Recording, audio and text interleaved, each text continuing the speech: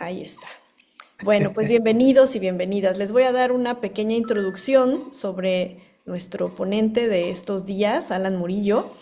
Alan es traductor profesional en el Instituto Superior de Intérpretes y Traductores en la Ciudad de México y como parte del equipo de traducción de Casa Tíbet ha traducido al español diversos libros sobre budismo, como Budismo con actitud de Alan Wallace, Esplendor iridiscente, las memorias de Tulku Urgyen Rinpoche, así como la biografía de Geshe Lundup Sopa, además de numerosos textos y enseñanzas para Casa Tíbet México.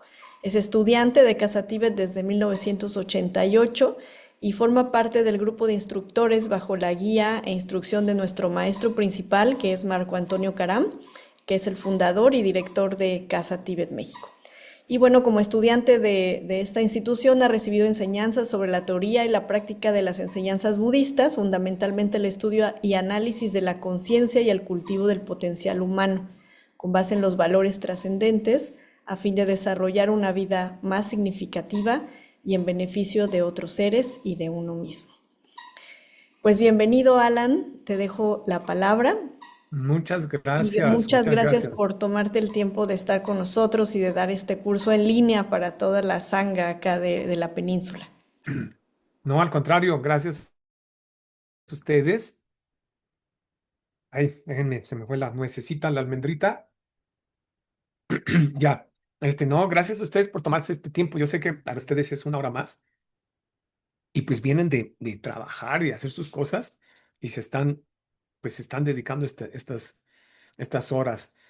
Por supuesto que la transmisión de cualquier conocimiento, pues es mucho mejor en vivo. A mí me hubiera gustado mucho más estar allá con ustedes, pero literalmente pues ya no dio el calendario, ya no dio el horario. Yo eh, he estado bastante ocupadito, pero cuando Liz me dijo, oye, pues si lo damos en Zoom, pues lo damos en Zoom. No es lo óptimo, pero bueno, vamos a ver. Y cuando ya vaya para allá, en algún momento, pues le podemos dar seguimiento a este conocimiento, ¿eh? De todas maneras, para que sepan que cualquier pregunta o duda que tengan después de este seminario, pues yo con muchísimo gusto estoy a sus órdenes para contestar sus preguntas. Entonces, nada más, la dinámica va a ser 2 horas, la vamos a tener que hacer de corridito sin pausas, porque pues no se pueden tener pausas.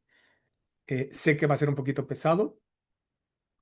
Y me gustaría muchísimo que las preguntas que vayan teniendo les esperen hasta el final, ¿sí? De hecho, los micrófonos se van a abrir para sus preguntas hasta el final de la sesión. Entonces, las preguntas que vayan surgiendo, pues las anotan, ¿no? Las van anotando.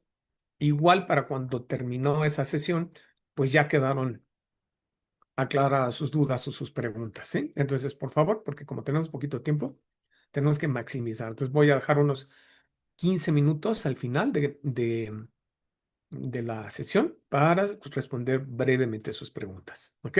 Entonces, el día de hoy, bueno, voy a pasar una presentación en PowerPoint. El día de hoy vamos a ver un par de temas que son muy importantes. El primero es entender qué es el Dharma, qué es el budismo, qué es lo que no es, ir aclarando, como ir acotando qué es lo que nosotros entendíamos a lo mejor por budismo y qué es lo que la tradición budista entiende por budismo.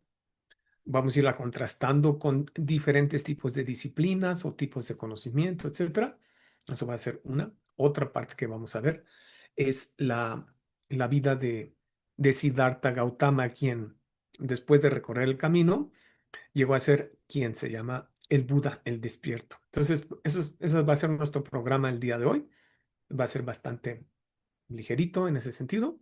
Y ya el jueves ya vamos a tener como la parte medular del curso, jueves y viernes, que es lo que se llaman las cuatro nobles verdades. Eso es lo que vamos a estar viendo jueves en la noche, viernes en la noche.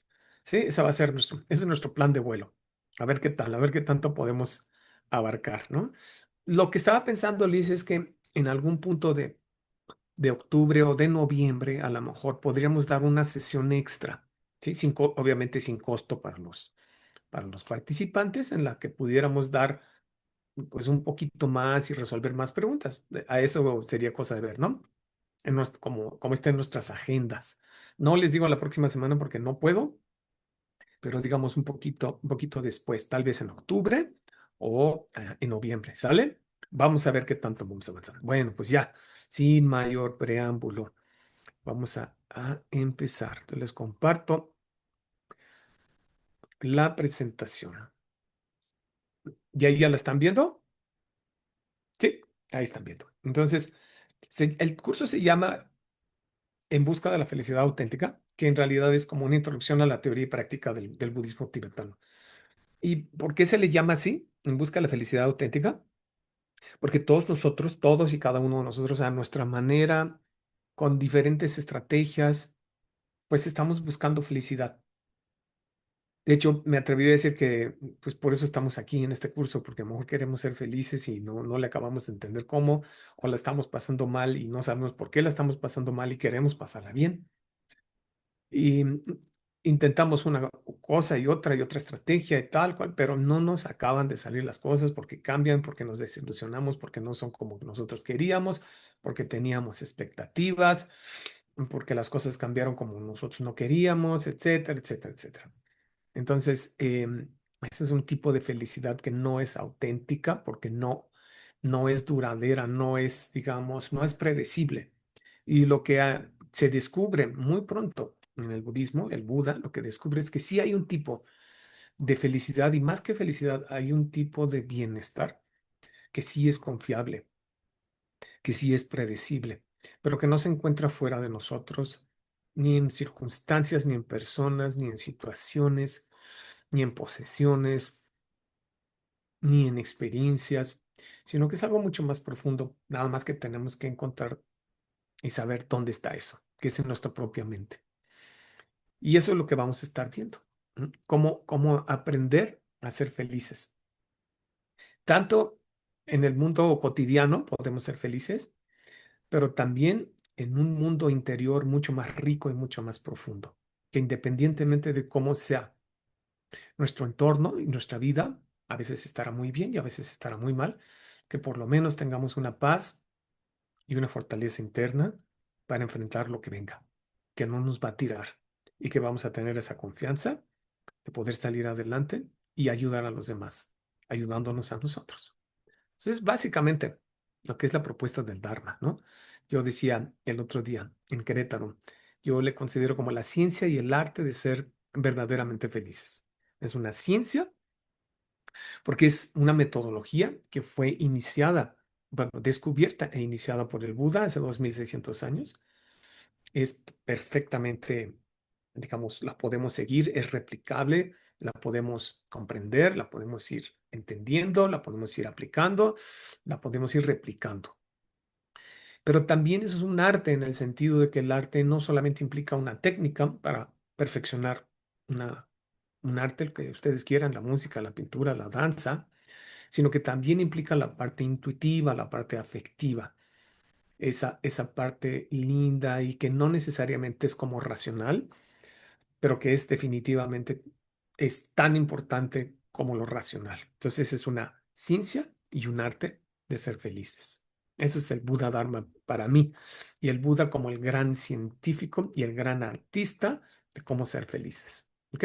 Entonces, eso es lo que vamos a empezar. Y como siempre, pues tenemos que empezar a definir, ¿verdad? Qué es el budismo? Bueno, el budismo es una palabra obviamente en español, pero la palabra, digamos, original en sánscrito es Buda Dharma, ¿sí? Buda Dharma, que literalmente quiere decir las enseñanzas del Buda. Entonces vamos a ir partiendo, vamos a ir viendo qué significa cada una de estas e ir aclarando y corrigiendo términos, ¿va? Porque Buda se suele a veces como entender incorrectamente como una especie de Dios, como el Dios de los budistas, como un ser tal vez inclusive como un Dios creador, y nada de esto corresponde a la realidad del Buda Dharma. Buda lo que quiere decir es esa persona, ese ser que está despierto y viene de una raíz sánscrita que es bodhi. Bodhi quiere decir despertar. Entonces el Buda es un ser que a través de innumerables vidas, eso sí es importante decirlo, innumerables vidas, ha ido perfeccionando todo lo que es necesario para cultivar una mente extraordinariamente bondadosa, extraordinariamente compasiva, clara, sabia, generosa, etcétera, y que ha logrado, pues, trascender por completo todas sus limitaciones, inclusive las limitaciones físicas. Y eso está al alcance de todos los seres, porque de acuerdo con el budismo, la mente tiene muchas capas y muchos niveles, desde el más superficial, que es en el que nosotros estamos más o menos funcionando casi todo el tiempo, que es la psique, que es individual, que es limitada, que está muy limitada también por el lenguaje, por las categorías, las etiquetas y demás. Pero hay capas más profundas de la mente que no tienen nada que ver con ni una persona específica, ni limitaciones, ni lenguaje, ni nada de eso. Entonces, cada ser, literalmente cada ser, no solamente cada ser humano, sino cada ser, tiene la capacidad de llegar a ser un Buda. Entonces, un Buda no es un Dios, sino más bien el Buda sería la meta o el resultado último de una serie de pasos que se van dando. ¿No? Entonces, eso es lo que quiere decir Buda. En tibetano se le llama Sangye y es la persona o el ser, más bien, más que una persona, es el ser que ha logrado llevar a su máxima expresión sus potenciales y ha trascendido sus limitaciones físicas, comunicativas, emocionales y mentales. Sangye. Sangye en tibetano está compuesto por dos sílabas, sang y ye.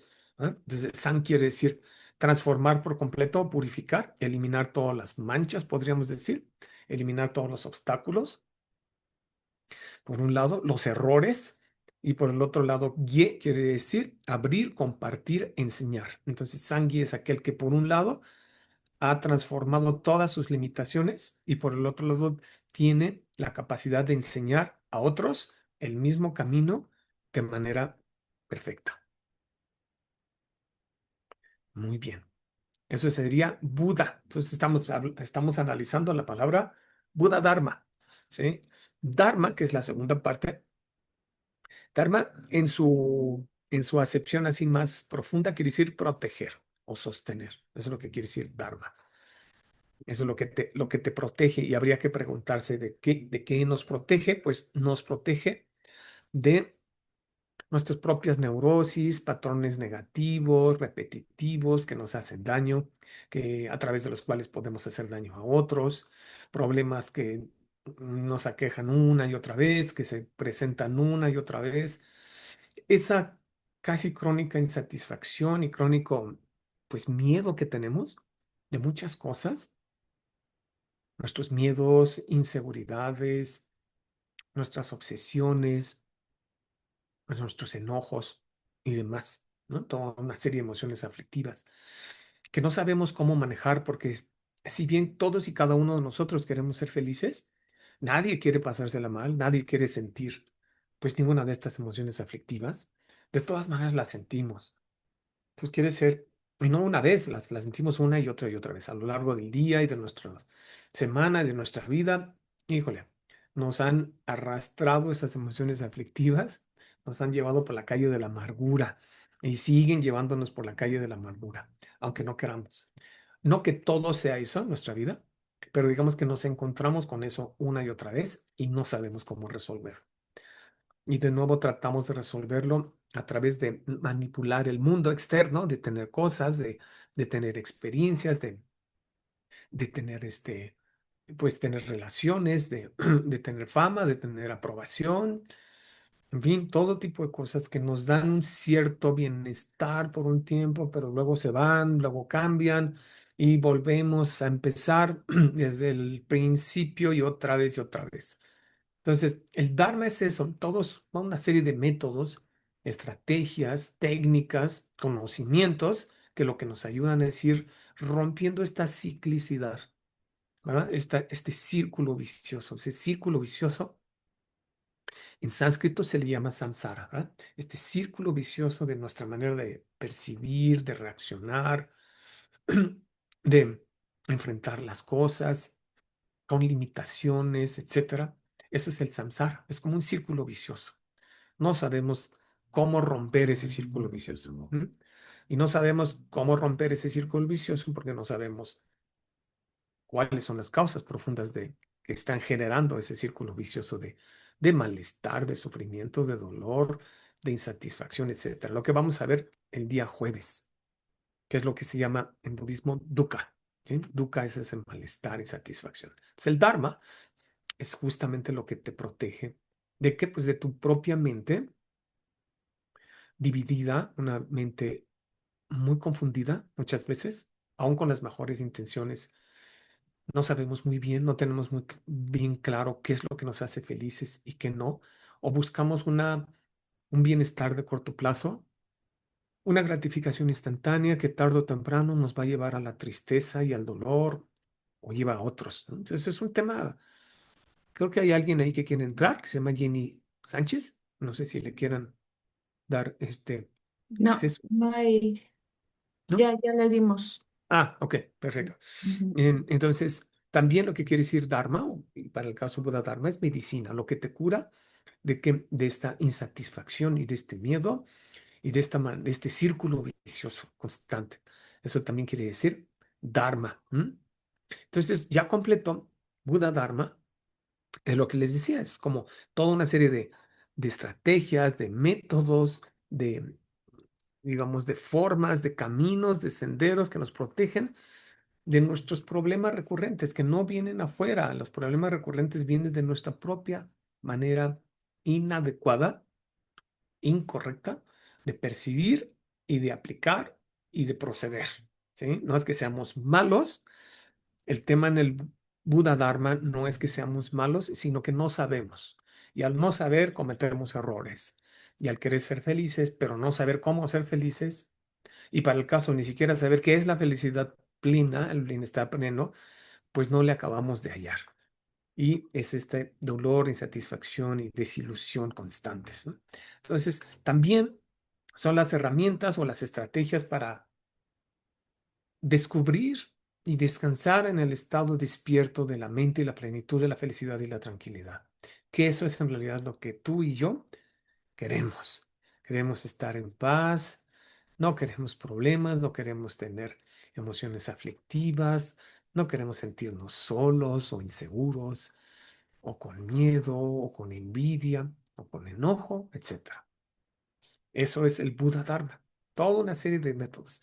Y son miles y miles y miles de estrategias y de herramientas en el Buda Dharma que van a ayudar a cada persona de acuerdo a sus afinidades, de acuerdo al nivel de comprensión que pueda tener, para que pueda ir avanzando en el camino y su vida sea mucho más plena, mucho más significativa, con menos altibajos emocionales, aunque va a haberlos, pero o que digamos que te afecten menos, que puedas manejarlos de la mejor manera.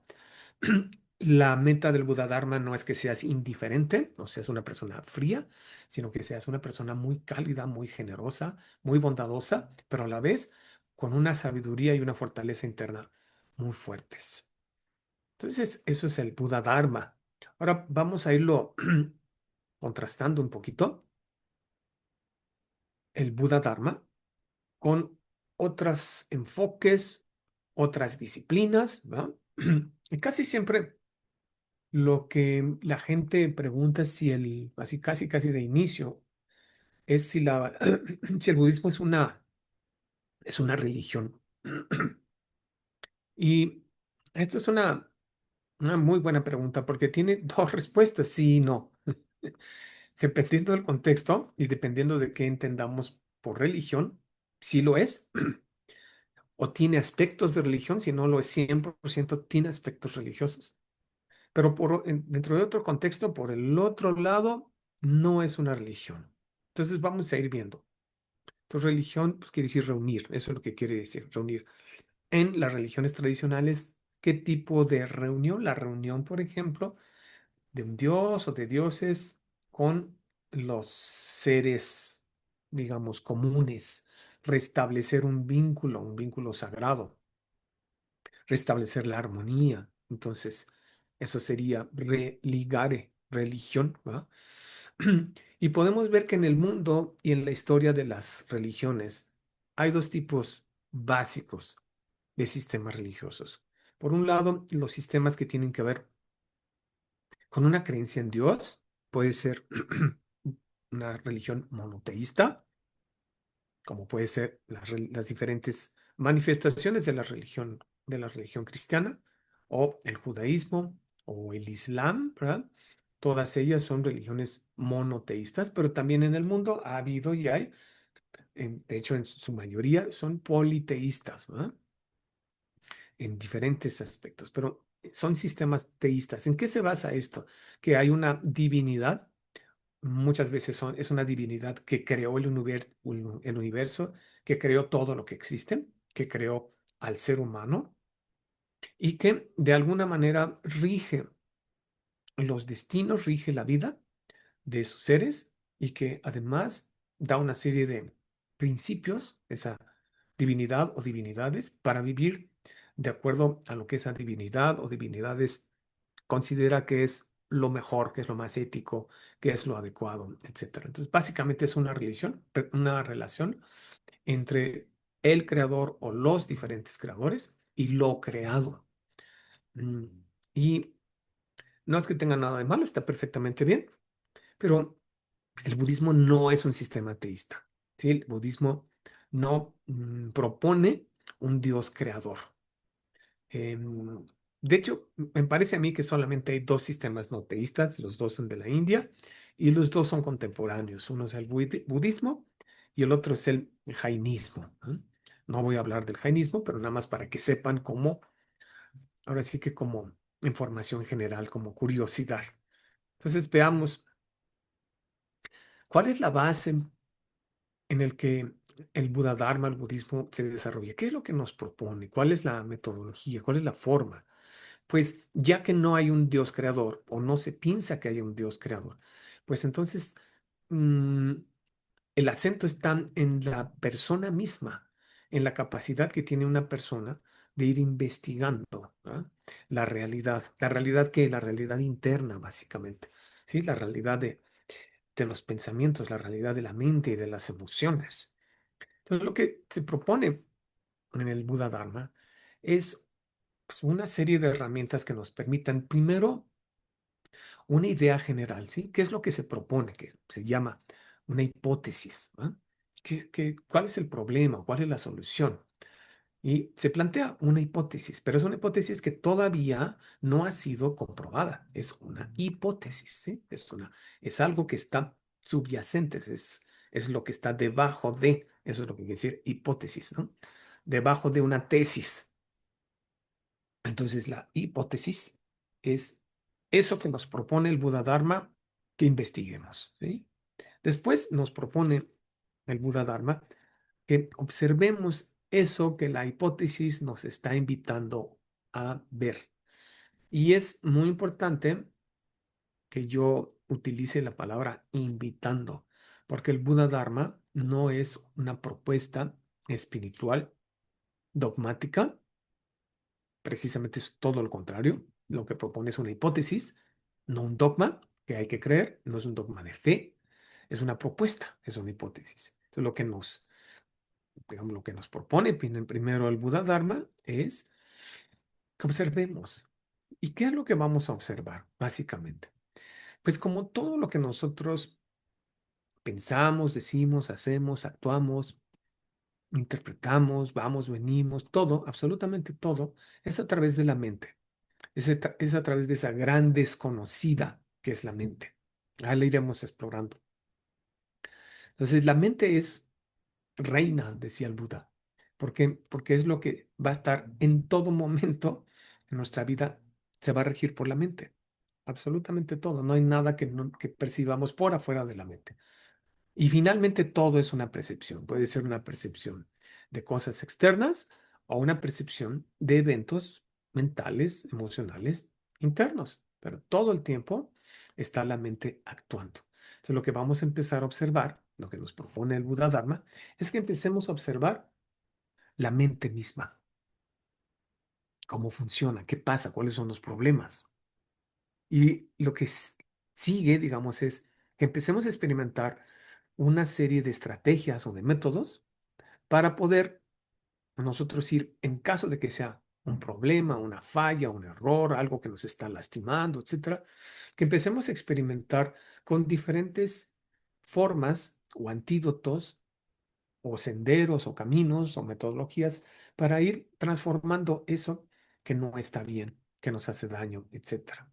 Esa es la parte de experimentación. ¿Sí? Entonces está la hipótesis, está la observación de la mente, cómo funciona, cómo reacciona. Después la experimentación. Experimentamos a través de determinadas metodologías.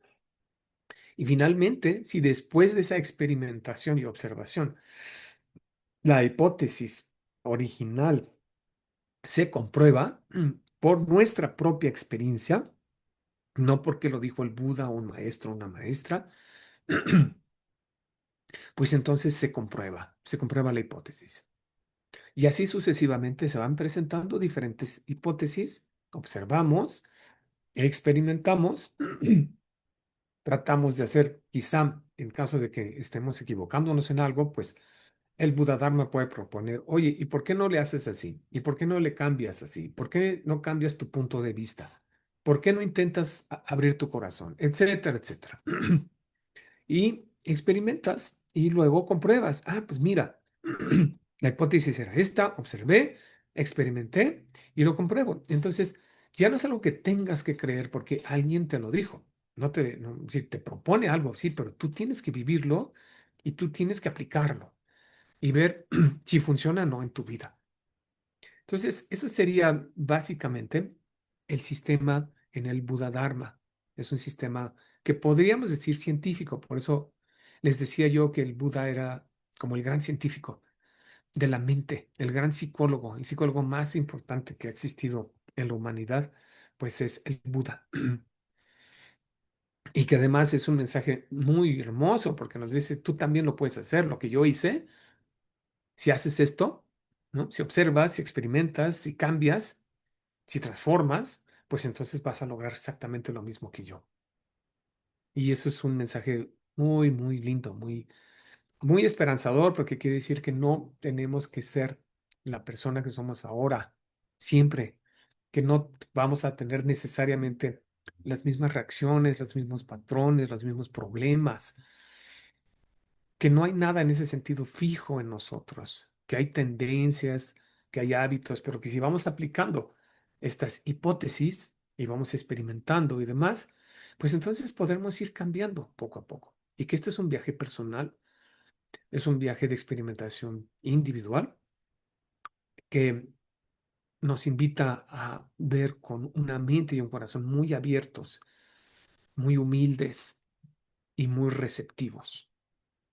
¿Sí? Entonces este sería el sistema budista. Entonces, en ese sentido, podríamos decir que el budismo no es una religión, no en el sentido tradicional de una serie de guías, principios rectores y demás que son transmitidos por una divinidad o por varias divinidades y que hay que seguir para ser felices, pero también para no de alguna manera transgredir aquello que esa divinidad o divinidades nos proponen como el bienestar y la felicidad y demás. Entonces sí es muy distinto el método. Ahora, decía hace ratito, ¿en qué sentido sí podríamos considerarlo una religión? Bueno, en el sentido que sí tiene rituales, sí, sí hay imágenes, sí hay cantos, eso claro que sí lo hay, pero tienen una función de apertura del corazón y de entrar en una atmósfera mental, psicológica, emocional distinta para que seamos más receptivos a las enseñanzas. Pero digamos que el ritual no es un fin en sí mismo, sino el ritual es un medio. Entonces sí hay diferentes manifestaciones, podríamos llamarle religiosas, ¿verdad? En los diferentes tipos de budismo, porque también hay que decirlo, hay muchas formas diferentes de budismo. El budismo tiene 2600 años. Entonces ha tenido muchísimas caras, muchísimas formas, muy distintas dependiendo de la cultura. dependiendo de la época, dependiendo de la interpretación que se ha ido dando de las enseñanzas del Buda. ¿Ok? Entonces también eso es muy importante verlo. Bien. Ahora, ya vimos que el budismo básicamente no es una religión por su misma metodología, pero que tiene aspectos religiosos. El budismo, hay mucha gente que dice, "Oye, pues es que el budismo es como una especie de filosofía, ¿no?". Y sí, ok, claro que sí, es filosofía en el sentido de que es un anhelo de conocer, ¿verdad? Es un anhelo de conocer lo que es verdadero o lo que es profundo. En ese sentido, sí es una filosofía, pero no es una filosofía, digamos, en términos occidentales de pensar, bueno, sí, esta es una filosofía quizá muy compleja, pero que no necesariamente tiene una aplicación como muy directa o muy clara, o que quizá esa filosofía no se puede entender fácilmente por la persona común y por lo tanto no es algo que sea de mayor beneficio en ese sentido, más que como un ejercicio intelectual muy bello, pero que no necesariamente transforma a esa persona que estudia filosofía o que practica filosofía desde el punto occidental, no necesariamente lo hace una mejor persona. No necesariamente lo hace una persona más generosa o más bondadosa o más empática, no necesariamente. O no necesariamente es una persona feliz. En la historia de la humanidad, especialmente de la filosofía occidental, pues un buen número de filósofos han sido personas pues no muy plenas, no muy felices, a veces inclusive un poquito o un mucho neuróticos, ¿no? Que pues no es el modelo de felicidad que se busca la inmensa mayoría de las personas, no quieren eso. Entonces, en el budismo de lo que se trata, el Buda Dharma, es sí conocer las causas profundas de todo. Y a través de conocer las causas profundas de, por ejemplo, mis problemas, de mis inseguridades, de mis apegos, de mis miedos, etcétera, al conocerlos, cómo hacer para transformar eso. Entonces es un estudio a veces muy profundo de qué es real o qué es realidad, qué es algo realmente ilusorio o qué es una realidad, pero es una realidad como muy acotada, muy dependiente de muchas cosas. Mm, La filosofía budista se pregunta mucho qué es lo que es real y qué no. ¿Qué es lo que podemos llamar real y qué es ilusorio? Porque de ahí van a venir nuestras decisiones, nuestras emociones, ¿verdad? Al considerar que ciertas cosas son reales cuando a lo mejor no son tan reales o son reales en un cierto contexto, pero en un otro. Y es ahí donde la filosofía budista tiene muchísimo que aportar. ¿Ok? Entonces, el budismo es una filosofía, pero sí, pero es un tipo de filosofía muy específica. Es una filosofía que te lleva a la libertad y a la felicidad plena, algo que no necesariamente las filosofías occidentales te llevan. ¿Sí? La filosofía occidental a veces, pues lo que quiere es entender el pensamiento, ¿verdad? Básicamente, ¿no? Entender el pensamiento o conocer la realidad, pero desde una perspectiva quizá solamente materialista, sin tomar en cuenta otros aspectos. En fin, es distinto, digamos. Después, otra cosa que nos podemos preguntar es si el budismo es una ética o qué tan importante es en el budismo la ética. Y vamos a ver que una de las tres plataformas o una de las tres columnas del camino budista, de la práctica budista, es la ética, justamente. Ética entendido como algo muy sencillo. Ética es el no dañar a otros seres y no dañarse a sí mismos de ninguna manera, ni con los pensamientos, ni con nuestras palabras, ni con nuestras acciones. Pero a diferencia de la ética, por ejemplo, vamos a suponer cristiana, es una ética que no viene justamente dada o transmitida por una divinidad y que el ser humano sigue, que quizá no comprenda muy bien porque justamente viene de una divinidad pero que no es algo que provenga de una observación directa de por qué ser éticos, por qué no dañar. ¿Mm? Y el budismo propone algo muy sencillo, pues lo que se llama la ética natural. ¿Eh? La ética natural se basa en una observación muy sencilla, pero a la vez sumamente profunda.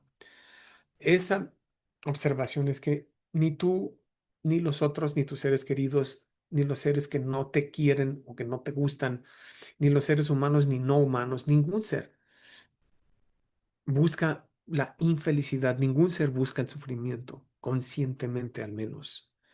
Todos los seres buscamos el bienestar, la tranquilidad, la seguridad, la paz, todos, de diferentes maneras, sí, infinitas, diferentes maneras, sí, pero lo que hay en común en todos nosotros, en todos los seres, no importa quién seas, dónde seas, qué tipo de filiación política o religiosa, qué edad tengas, qué género tengas, qué nacionalidad, qué especie, todos y cada uno de nosotros buscamos estar bien.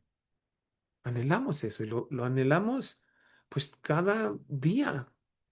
Y no solamente cada día, cada momento del día, si tú te fijas, casi cada respiración estás buscando tranquilidad, felicidad, bienestar, ¿sí? Quizás esa es la palabra más adecuada. Bienestar, ¿sí? Bienestar físico, bienestar psicológico, bienestar emocional, bienestar laboral, bienestar social, en última instancia, bienestar, es decir, estar bien. Y todos los seres huimos del malestar. Ese malestar puede ser un malestar físico, puede ser un malestar psicológico, emocional, de nuevo, laboral, etcétera. Todos nosotros buscamos el malestar. Digo, buscamos evitar el malestar. Esto es muy importante. Parecería como un lugar común. Decir, pues sí, qué obvio, pero no es tan obvio. No es tan obvio porque no nos damos cuenta que hay tipos de bienestar que si bien nos generan un cierto bienestar, no nos dan un bienestar profundo. Y como son tipos de bienestar que están condicionados o dependen de muchas cosas y de muchos factores, pues ese bienestar que está condicionado y que es dependiente, no te puede dar el tipo de bienestar que tú buscas, que es el que no cambie, que siempre me sienta yo bien. Pero pues no sucede así. Nuestro bienestar es pasajero, es a veces muy efímero, ¿sí? Nuestro bienestar inclusive emocional o psicológico puede cambiar muy fácilmente. Tú puedes sentirte muy bien en un momento dado y al minuto o los 5 minutos te sientes muy mal o ya no te sientes tan bien. Entonces, esta es una observación muy profunda, porque tanto tú como cada ser estamos buscando en cada momento nuestro bienestar y estamos tratando de evitar el malestar. Entonces, la ética es que, pues justamente, todo aquello que te lleva al bienestar. ¿Por qué? Porque pues es lo natural. Es decir, la ética se basa en entender que si ni tú ni otros quieren el malestar y lo que buscamos es el bienestar, pues entonces hay que hacer lo que corresponda para estar bien y evitar estar mal, tanto nosotros como los demás. ¿Sí? No dañarnos, ni con nuestros pensamientos, ni palabras, ni actos físicos, pero tampoco dañar a los demás. Y no se necesita como pensar en un ser divino. Es una observación básica. Ustedes que están tan cerca de la naturaleza, pues pueden ver cómo cada animalito, cada planta está buscando el bienestar y está tratando de evitar el malestar. Inclusive la forma de vida que para nosotros en nuestra enorme ignorancia nos parece como poquita cosa, desdeñable, ¿verdad? Un insecto, pues está buscando bienestar a través de la comida, a través de aparearse, a través de protegerse de sus depredadores, etcétera.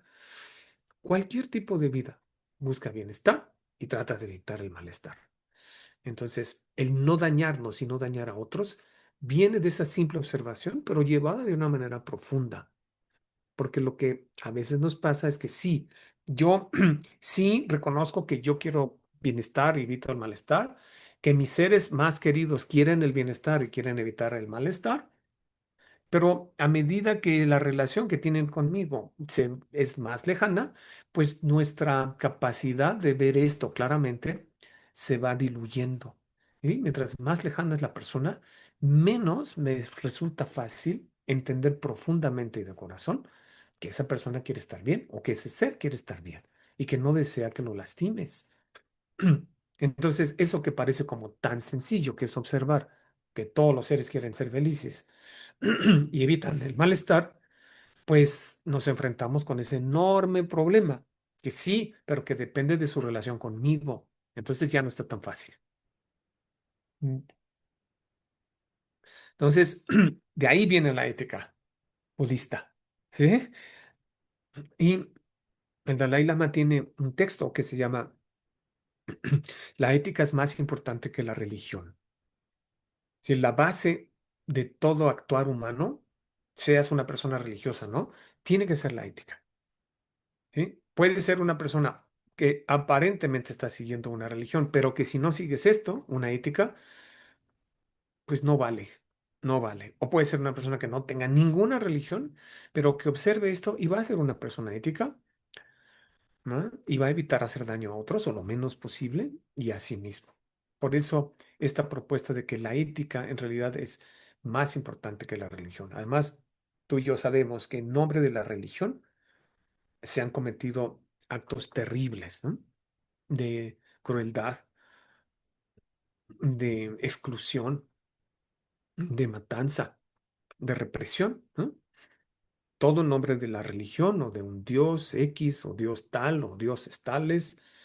Pero cuando hay una base ética, entonces no importa si tienes religión o no, te vas a comportar de una manera no violenta, ¿sí?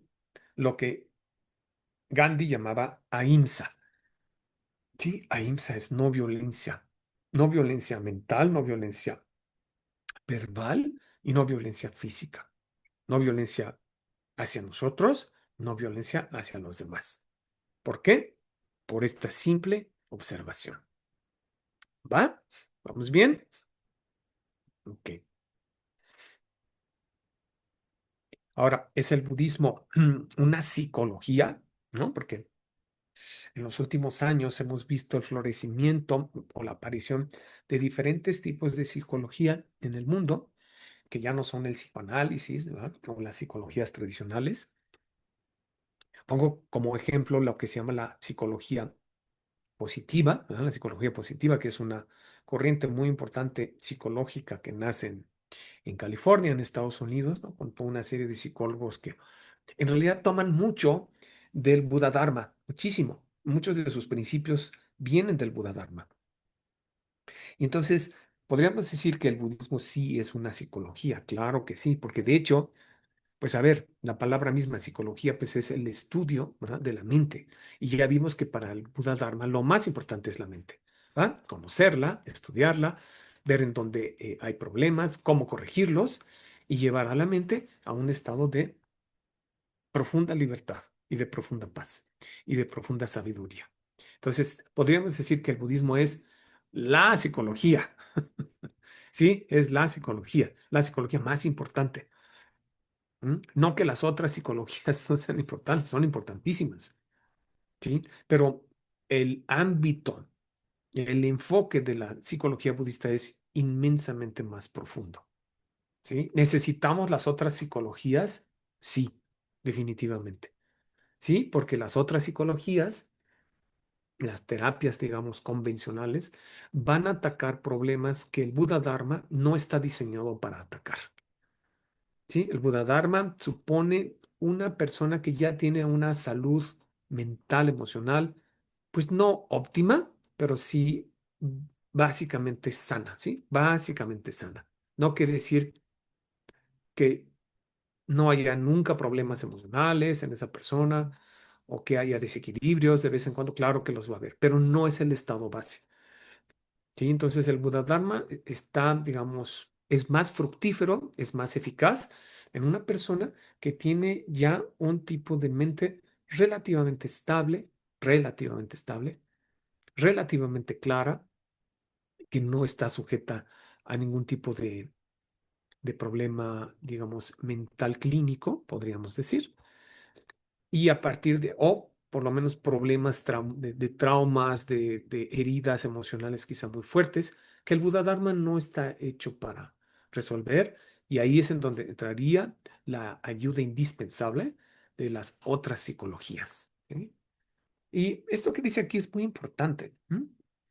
Dice, el objetivo fundamental de la psicología budista es reducir la distancia entre la manera en que el mundo existe, o sea, entre la manera en que las cosas son y la forma en que nosotros lo percibimos. La manera en que nosotros percibimos que todo, ¿no? A nosotros mismos, a los demás, a las situaciones, a las experiencias, a los pensamientos, a las emociones, a las cosas, etcétera. La psicología budista está diseñada o está hecha para que ese abismo o esa distancia que hay entre cómo existen profundamente las cosas y las personas y todos los fenómenos y cómo nosotros los percibimos, que en buena medida es proyectivo, lo que nosotros hacemos es proyectar inconscientemente, interpretar inconscientemente la realidad. Ya lo veremos el jueves y el viernes, pero digamos voy apuntando esto que es muy importante y es una psicología muy profunda que te dice, no, mira, los fenómenos, las cosas, las personas existen de esta manera. ¿Sí? Tienen ciertas características y tú las estás percibiendo de esta otra manera muy distinta. De ahí vienen tus problemas, que las cosas, las personas, los fenómenos, las experiencias existen de una manera y tú lo percibes de otra. Por supuesto que va a haber dificultades, va a haber problemas, va a haber desencuentros, va a haber conflictos, claro, porque no estamos percibiendo de la manera correcta. Entonces, la psicología budista está hecha para eso, corregir, ¿no? Nuestro punto de vista. Y el punto de vista es fundamental en cualquier cosa que hagamos en la vida, porque el punto de vista determina en buena medida cómo percibimos las cosas, cómo reaccionamos, cuáles son nuestros valores, cuáles son nuestras creencias, qué es lo que sentimos que vale la pena, que no es nuestro punto de vista o nuestros puntos de vista. ¿Sí? Muchas veces esos puntos de vista están, digamos, son muy limitados. En el mejor de los casos están muy limitados. En el peor de los casos están totalmente tergiversados, totalmente al revés, digamos. Entonces tenemos que ir empezando a hacer ese contraste. De eso se trata la psicología budista. ¿Ok? ¿Y cuál es la relación entre nuestro mundo mental y emocional, nuestros pensamientos y emociones, y nuestro estado de bienestar, de felicidad, de plenitud? ¿Cuál es la relación? O sea, ¿qué tipo de pensamientos y emociones nos llevan al bienestar, al equilibrio emocional, al equilibrio eh, de cognitivo, al equilibrio afectivo, podríamos decir, el equilibrio de la atención, y cuáles nos llevan al desequilibrio afectivo, emocional, cognitivo, desequilibrio de la atención. ¿M? Entonces, ¿cuál es esa relación? ¿Dónde está esa relación? ¿Cómo encontrarla? Y una vez que la encontramos, ¿cómo lograrla? El Buda Dharma siempre te va a dar herramientas para llegar a donde tú quieres llegar, siempre. Y de hecho hay muchísimas herramientas. ¿Ok? El- Finalmente, el budismo es una forma de vida, pues sí. Entonces podríamos decir que de todo lo que hemos visto, el budismo es y no es a la vez una religión, pero sí tiene una parte de religión, pero más que nada es un método de conocimiento muy riguroso. Es también una psicología, es una filosofía, es básicamente una ética, ¿sí? Una ética y una psicología, pero también es muy importante que el Buda Dharma no es un conocimiento meramente teórico, algo que puedas leer en un libro y puedas platicar con tus amigos y hacer una plática de café muy interesante sobre el Buda Dharma, pero que no te va a transformar, no va a transformar tu vida. Tu punto de vista va a ser básicamente el mismo. Entonces tienes que llevar a la práctica lo que conoces, tienes que llevarlo a tu día cotidiano, con tu familia, en el trabajo, en toda situación, ¿no? En la sociedad, en tu país, en tu planeta. Tienes que llevarlo a la práctica. El Buda Dharma es fundamentalmente práctica. Llevar lo que has aprendido a la reflexión, ¿sí? Una reflexión profunda. ¿Qué es esto que se me está proponiendo? Voy a reflexionar. ¿Qué tiene sentido? ¿No tiene sentido? ¿Qué me sirve de esto? ¿Qué no me sirve? Reflexionarlo y luego llevarlo a la experiencia directa, aplicarlo en nuestras pequeñas y grandes cosas en la vida, ¿ok? Dice el conocimiento intelectual sin la transformación humana profunda, pues es incompleto. Está bien estudiar, está bien leer muchísimo, está bien tener una cultura muy amplia, inclusive una cultura budista muy amplia, pero si esa cultura y esos conocimientos no se llevan como herramientas de comprensión y de transformación interna, pues entonces no va a ser, pues no va a ser de así como de mucha, mucha, mucha ayuda, no lo va a hacer. ¿Mm? Va a estar bien, es mejor eso que nada, pero no te va a transformar gran cosa. ¿Ok? Bueno, vamos a hacer algo, Liz. De esta primera parte, abrámoslo a sus preguntas, si es que tienen. Le voy a dejar de compartir brevemente para saber de si este primer bloque de la noche, que estamos justamente llegando casi a las 7, digo a las 8:30 para ustedes. Pero vamos a ver si hay alguna pregunta respecto a qué es el budismo, qué no es, es decir, contrastarlo con los que hemos visto, psicología, filosofía, religión, ética, etcétera. ¿Hay alguna duda? Sí, Exacto, alcen la mano, por favor. Ajá, ¿quién me pregunta? Nahum, no sé si quieras comentar tu Ah, pregunta. Hola, sí, no, pues como decía de que pues dañar a todo ser vivo no se puede, pero pues comemos, queramos o no, sí, claro. carne y productos animales, entonces no sé si eso Sí, igual cuenta como dañar. sí, sí, sí cuenta como dañar. Por supuesto. Ahora, el tema aquí es que pues, somos seres humanos y pues tenemos que comer. O sea, tenemos un cuerpo humano y el cuerpo humano se alimenta de vida. Pues sí, O sea, ahí no hay escapatoria. El punto es qué tanto estamos dispuestos a dañar. Y eso tú lo decides. ¿Hasta qué punto? Ujú. No, mm, no estás obligado a comer carne, por ejemplo. Puedes no comer carne si así lo decides. No puedes comer carne, pero esa línea la va a poner cada uno. El solo hecho de caminar, el solo hecho de lavarse las manos, pues sí, claro que vas a afectar la vida. No somos seres que viven del prana o de la luz solar, pues no. Por lo menos no todavía.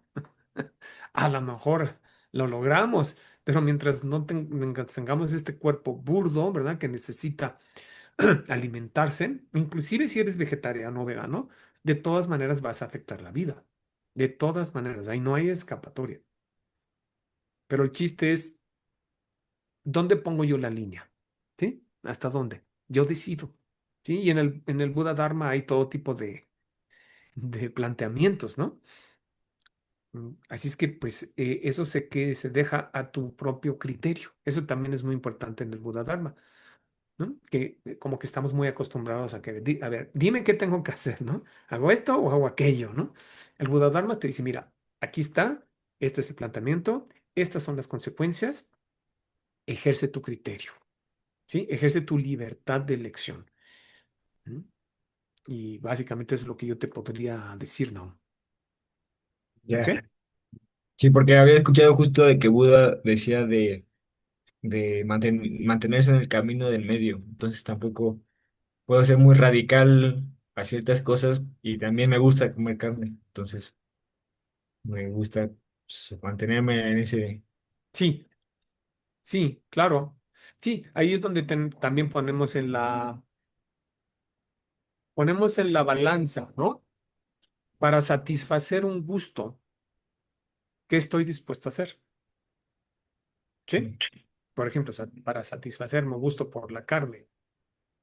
Estoy dispuesto a seguir, digamos, alimentando la industria de la matanza de animales, ¿ok?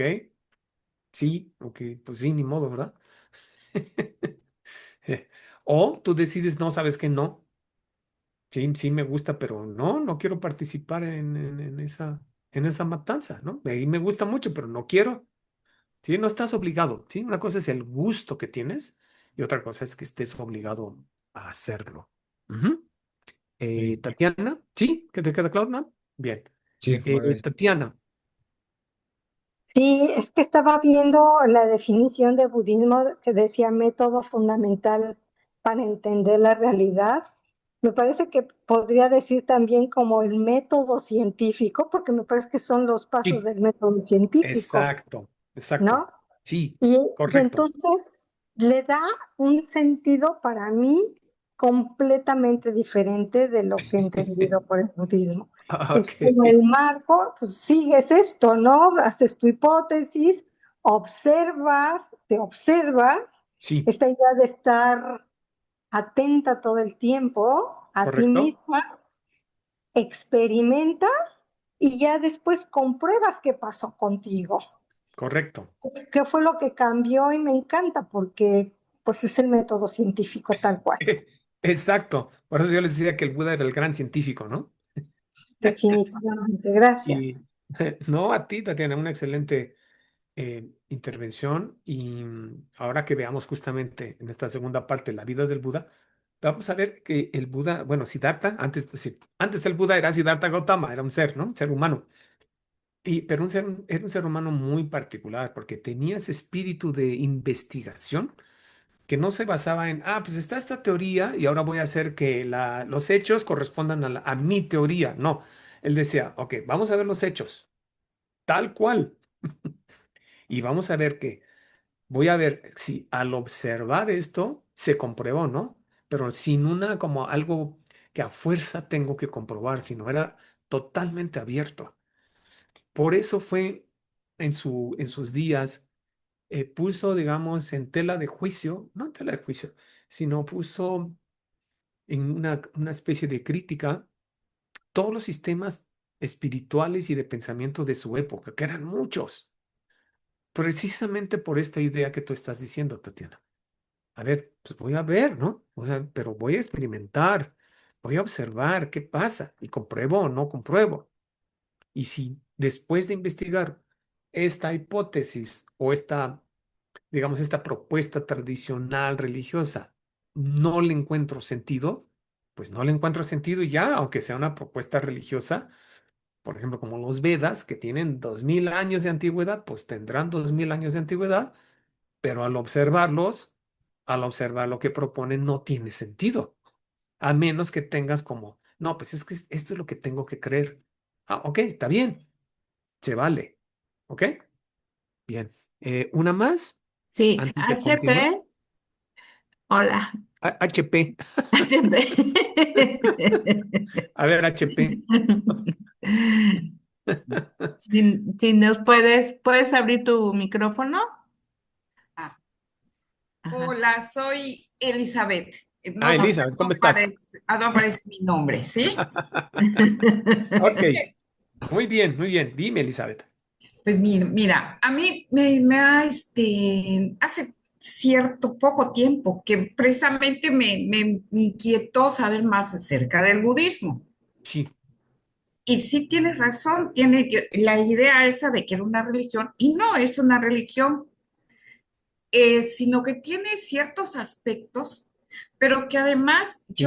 hasta ahorita lo que más o menos tengo un poco así ya medio identificado, porque no claro, es que el budismo precisamente no te, tienes que centrar tu atención y además Ujú, centrarla en ti ujú, sin hacer comparaciones, sin esperar aprobación ni esperar sanciones.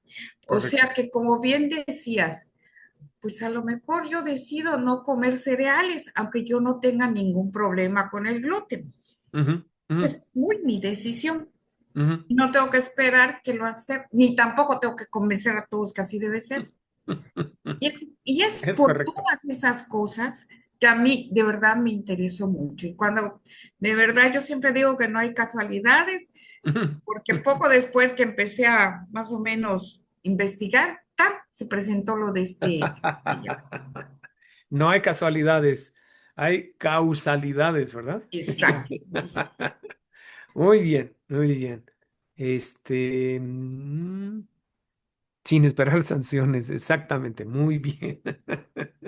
Ok, ni recompensas ni sanciones por lo menos no de algo, una divinidad o alguien externo. En todo caso, las recompensas y las sanciones vendrán de uno mismo, ¿no?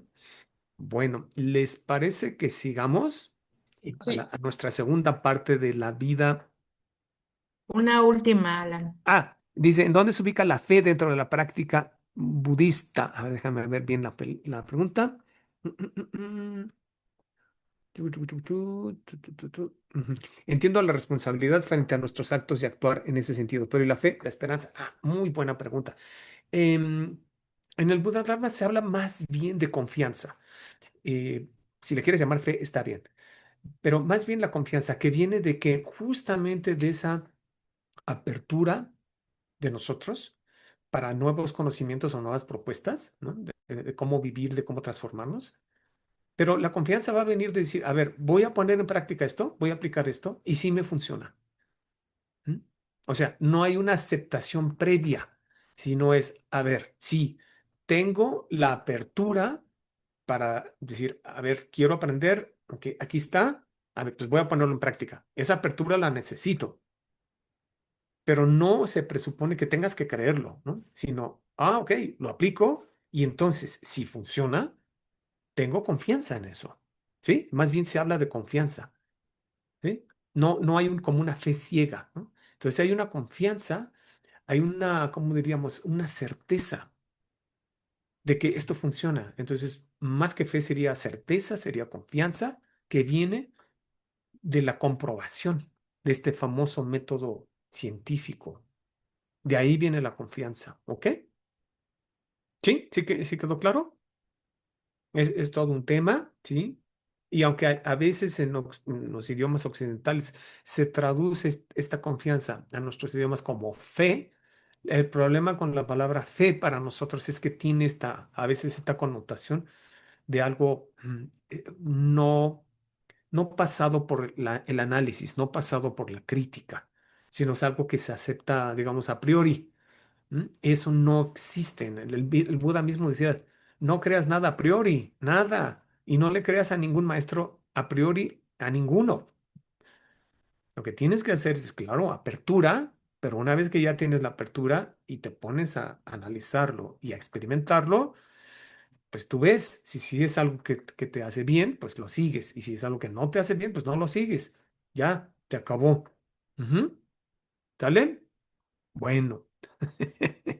Sigamos entonces con, ¿ya ven ahí? A ver. Sí, sí, ¿verdad? ¿Están viendo? Sí, Alan, La se ve. vida del Buda, sí, el que originalmente era el príncipe Siddhartha. Es una historia muy bonita, muy interesante.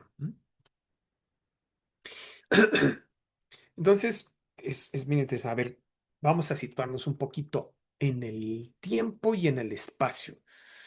El tiempo hace 2600 años, ¿sí? Es decir, unos 550, 600 años antes de Cristo, ¿no? Es difícil saberlo, diferentes académicos dan fechas diferentes, pero andamos entre el 550 y el 600 antes de Cristo, ¿ok? Entonces hace 2600 años.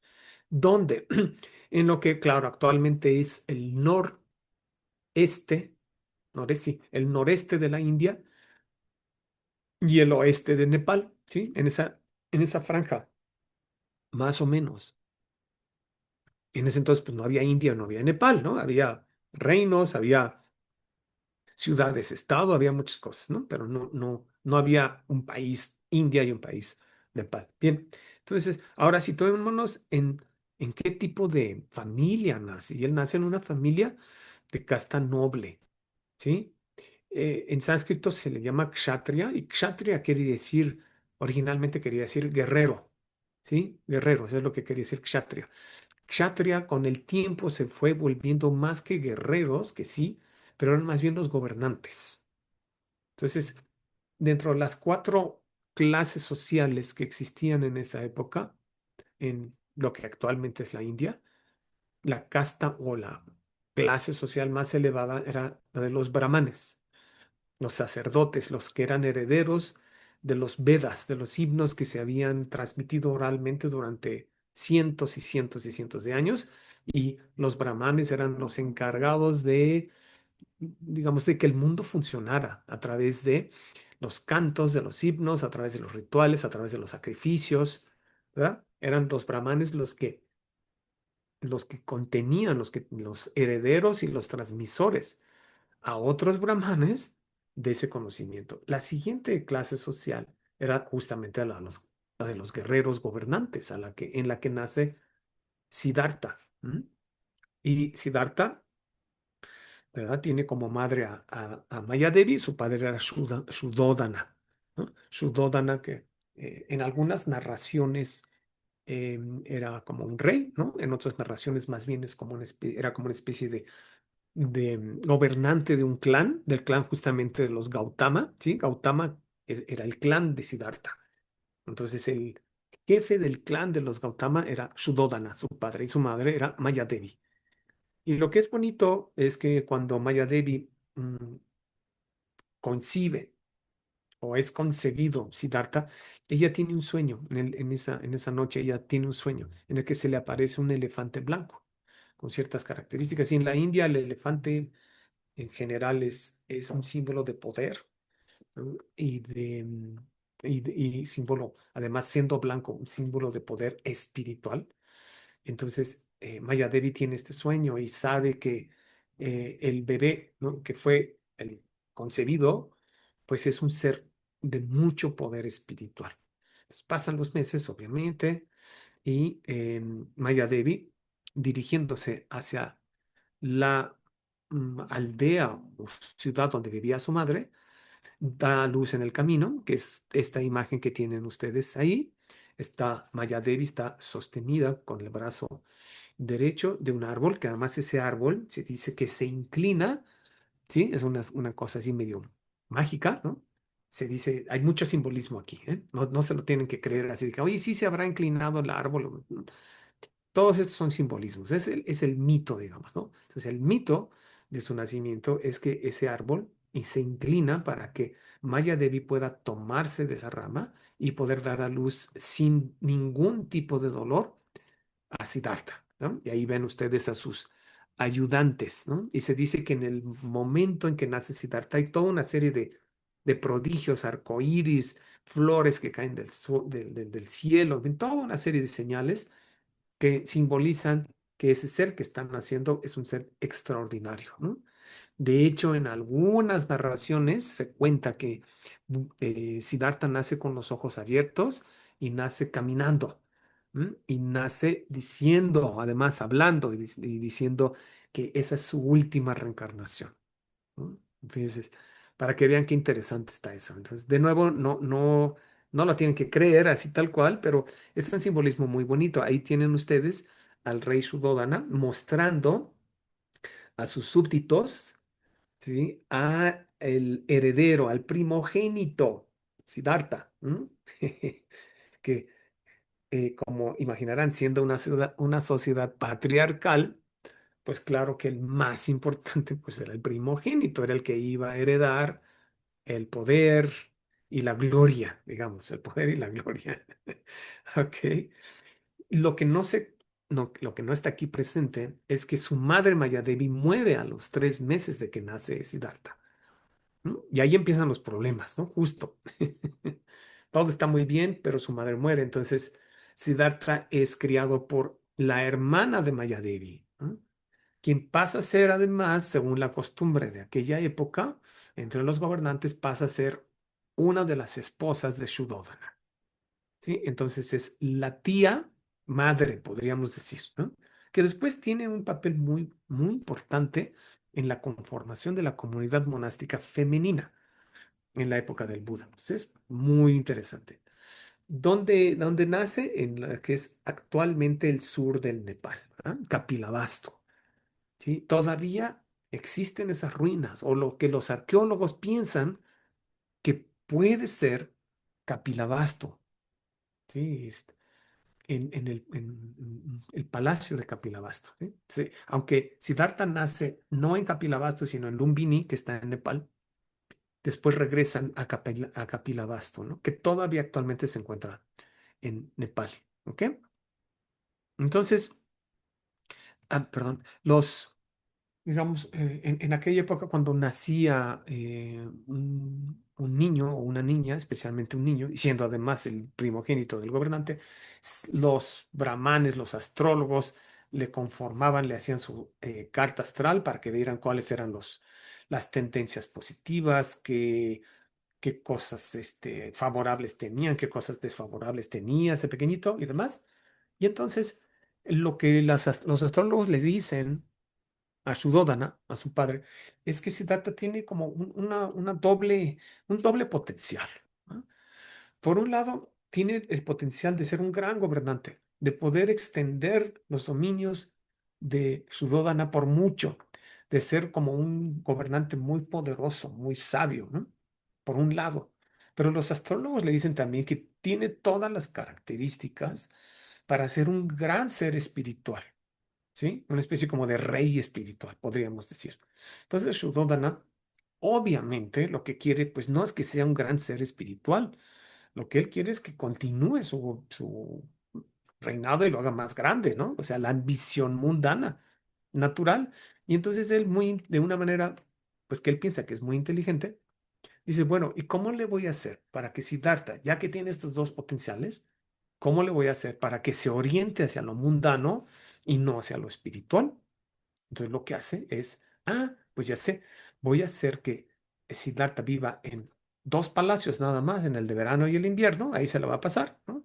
Yendo de uno a otro, y en esos dos palacios lo que yo voy a hacer es que voy a eliminar todo aquello que le pueda recordar a Siddhartha del sufrimiento, del dolor, de la vejez, de la muerte, del fracaso, etcétera. Y entonces lo voy a rodear de cosas lindas, educación, este, ¿cómo se llama? Manjares, mujeres, todo. Lo voy a llenar ahí de cosas que, digamos que a sus sentidos lo atrapen sus sentidos, para que ni se le ocurra eso de, "Ay, ¿qué es eso de ser espiritual?". No, no, no, no, no. Pero Siddhartha era un ser muy, muy especial y a pesar de que tenía pues todo, literalmente, y que además el rey Suddhodana había arreglado que él se casara muy jovencito, y se casa con una doncella muy hermosa y tienen un hijo, en fin, todo está maravilloso y perfecto, según su Dodana, ¿no? Se ha de haber estado como, este, sobando las manos, decir, ya salió mi plan perfecto, pero resulta que no, porque Siddhartha era increíblemente sensible, increíblemente profundo e inteligente. Y entonces él cuestionaba a Sudodana y le decía, oye, pero ¿por qué me tienes aquí todo el tiempo en estos palacios? Pues o sea, ¿por qué no me dejas salir? Y Sudodana pues siempre le decía, pues es que es lo mismo, aquí y allá es exactamente lo mismo, ¿para qué quieres salir? Y así. Y Siddhartha, pues a pesar de que tenía todo, se sentía insatisfecho. Decía, esto no tiene mucho sentido. Aquí hay algo que está faltando, ¿qué está pasando? Yo quiero saber qué es lo que hay allá. Y finalmente, tanto, tanto, tanto, tanto existe Siddhartha que el rey Sudovana le dice, está bien, mira, ok, mira, vas a salir 4 noches, ¿no? 4 visitas allá afuera del palacio, ¿no? Para que tú te convenzas de que afuera es exactamente lo mismo que adentro. Y ya te quites esta inquietud, ¿no? Pero lo que hace Suddhodana, o intenta hacer Suddhodana, es que afuera manda a quitar a todas las personas, a todas las personas que tuvieran problemas, que estuvieran enfermos, que estuvieran viejos, todos los muertos, todo eso fuera, ¿sí? como que maquilla todo para que se vea muy bonito. Entonces sale Siddhartha, ¿no? Y hay carros con flores y los súbditos cantando alabanzas. Todo está muy, muy, muy bonito, ¿va? Ahí tienen ustedes una representación de Siddhartha en su carruaje, ¿verdad? Está señalando y lleva a su lado a uno de sus sirvientes principales, quien le iba, van a ver ustedes, quien le va a ir explicando qué está pasando, porque aún en medio de todo eso que está bonito, Siddhartha, ¿verdad? Lo que percibe son cuatro, cuatro personas que le hacen sacudirse, porque él nunca los había visto. Lo primero que él ve es, se le llama las cuatro visitaciones de la noche o los cuatro mensajeros divinos. Van a ver ustedes por qué. ¿Sí? Cuatro visitaciones de la noche, es decir, fueron cuatro salidas del Buda al mundo normal, digamos, al mundo no protegido.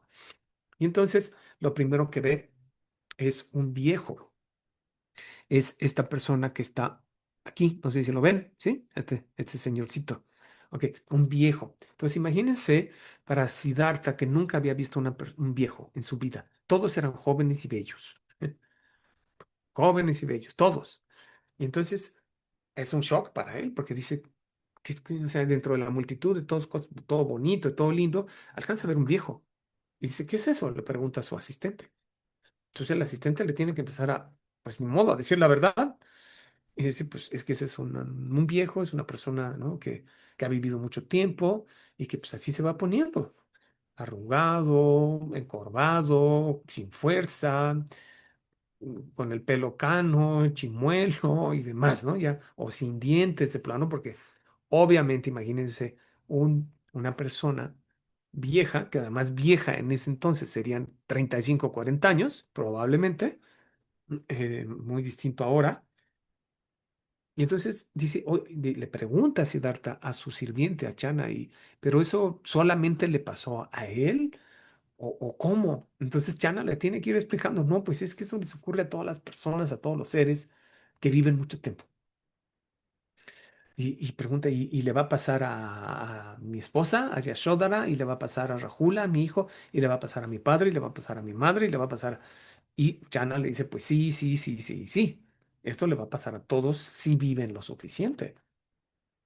Y entonces, pues sí, claro, pues es obvio, ¿no? Pues no es tan obvio para nosotros, porque en primer lugar no vemos nuestro propio proceso de envejecimiento o no lo aceptamos. Nos cuesta mucho trabajo. O el proceso de envejecimiento de nuestros seres queridos. Nos cuesta mucho. Ay, es que ya está viejito, ya no canta, ya no oye bien, ya no sé qué, ya se cae, ya, ya se rompió la cadera, ya hay que ayudarlo, hay el pañal, en fin. Y hay en nosotros muchas veces este sentido de que, pero ¿por qué? ¿No? ¿Por qué está sucediendo esto? Esto como que esto no debería de estar pasando. O me está pasando a mí que justo ya me cuesta más trabajo, ya camino por así que como la canción, camino más lento. Híjole, ¿eh? Ya los alimentos que antes no me hacían nada, ahora me caen pesados, etcétera, etcétera, etcétera. Y viene un conflicto con nosotros. Ay, no me gusta envejecer. ¿Sí? Esto de envejecer no está padre. O ver a otros envejecer. Es como si nunca hubiéramos visto un viejo. Por eso, ese es el simbolismo tan interesante. ¿Sí? Y de ahí el shock. Entonces, por eso, Siddhartha dice, o sea, le cae un súper 20, porque dice, y como era tan inteligente y tan sensible, dice, wow, esto le va a pasar a todos y me va a pasar a mí. Esto está, o sea, esto no me lo habían platicado, mi papá no me había platicado nada de eso. Eso es un shock, ¿no? Y en una segunda salida, lo que ve es un enfermo. ¿No? Un enfermo que pueden verlo ustedes aquí, este que está en esta como sabanita, ¿va? Ese es un enfermo. ¿Enfermo de qué? Pues de lo que tú quieras, ¿no? Y podrán imaginar que en aquella época pues no había hospitales ni había nada cosas así, ¿no? Sino pues la gente estaba enferma literalmente en la calle, ¿no? Como muchas veces todavía puedes ver en algunos lugares de la India, donde todo, o de Nepal, la gente está ahí, ¿no? Enferma, no tiene ni para ir al hospital. ¿No? No tienes que irte tan lejos, aquí mismo, ¿no? Aquí mismo en nuestro país, pues lo puedes ver, ¿no? Y de nuevo hay este cuestionamiento a su, ¿cómo se llama? A su acompañante, hacia Chana. Y de nuevo le dice Chana, pues es que esto les pasa a todos los seres enferman, todos los seres envejecen, ¿no? Y es un super shock, como para nosotros es cuando nosotros nos enfermamos y decimos algo, a nosotros se revela y dice, pero ¿por qué me enfermé? Si ayer yo estaba tan sano, o por qué se enfermó mi abuelita, o mi hijo, o mi perrito, o mi gatito, o mi iguana, o lo que sea. ¿Por qué se enfermó? Esto no está bien, esto es una anomalía, ¿no? Es como envejecer es una anomalía. Y esta es una lección bellísima, es decir, es que no es una anomalía, el solo hecho de tener un cuerpo, pues va a envejecer y va a enfermar. Y todo depende de cómo tú estés preparada o preparado, ¿no? Para afrontar la vejez y para afrontar la enfermedad. No tomarla como algo personal, como algo catastrófico, sino como un evento natural de vivir. Y que lo más importante es cómo interpretes eso. No el hecho en sí mismo, sino cómo lo interpretes, cómo lo acomodas, cómo lo significas o resignificas. Y de esa comprensión vendrá entonces una actitud mucho más profunda y mucho más sabia. Y como se imaginarán, la siguiente visita, pues, ¿qué fue? Pues un cadáver, ¿no? Que está aquí, ¿no? Está el cadáver, ¿no? Expuesto, además, ¿no? Como ocurre en muchos lados todavía, que los cadáveres, pues, están ahí expuestos. En todo caso, están envueltos en una sábana y se colocan en una de las cuatro plataformas que hay en los ríos, en la India o en Nepal. Y ahí se colocan y ahí se creman y están a la vista de todo el mundo. Si no es algo que se esconda, en esa época, pues peor, ¿no? Y de nuevo, este cuestionamiento, y de nuevo Chana le tiene que ir diciendo, pues eso les pasa a todos, todos los seres te va a pasar a ti, a tu hijo, a tu esposa, a tu papá, a tu mamá, a tus amigos, a tus primos, a todo el mundo le va a pasar. Y para nosotros, así como para Siddhartha fue un shock, para nosotros es un shock la muerte. Es un shock la muerte de un ser querido y es muy angustiante para nosotros pensar en nuestra propia muerte. Es algo que no nos gusta pensar, no nos, o sea, sí nos sacude muchísimo.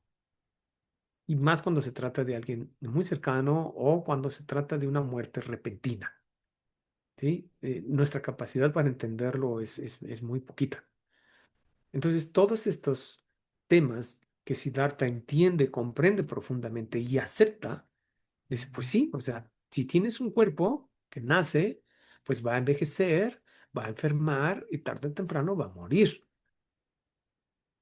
Y de acuerdo con la visión, no de todas, pero de ciertas tradiciones espirituales en la India de la época, pues se pensaba que con la muerte no se terminaba, sino que la mente continuaba y volvías a renacer en un cuerpo, pero ese cuerpo volvía a envejecer, enfermar y morir, y luego otra vez, y luego otra vez, y así de manera infinita. Entonces esto para él es un golpe poderosísimo, porque dice, pobres de todos los seres, porque si estamos metidos en este círculo infinito de nacimiento, enfermedad, vejez y muerte, más todos los problemas que tenemos en la vida, una y otra vez, ¿qué sentido tiene todo esto?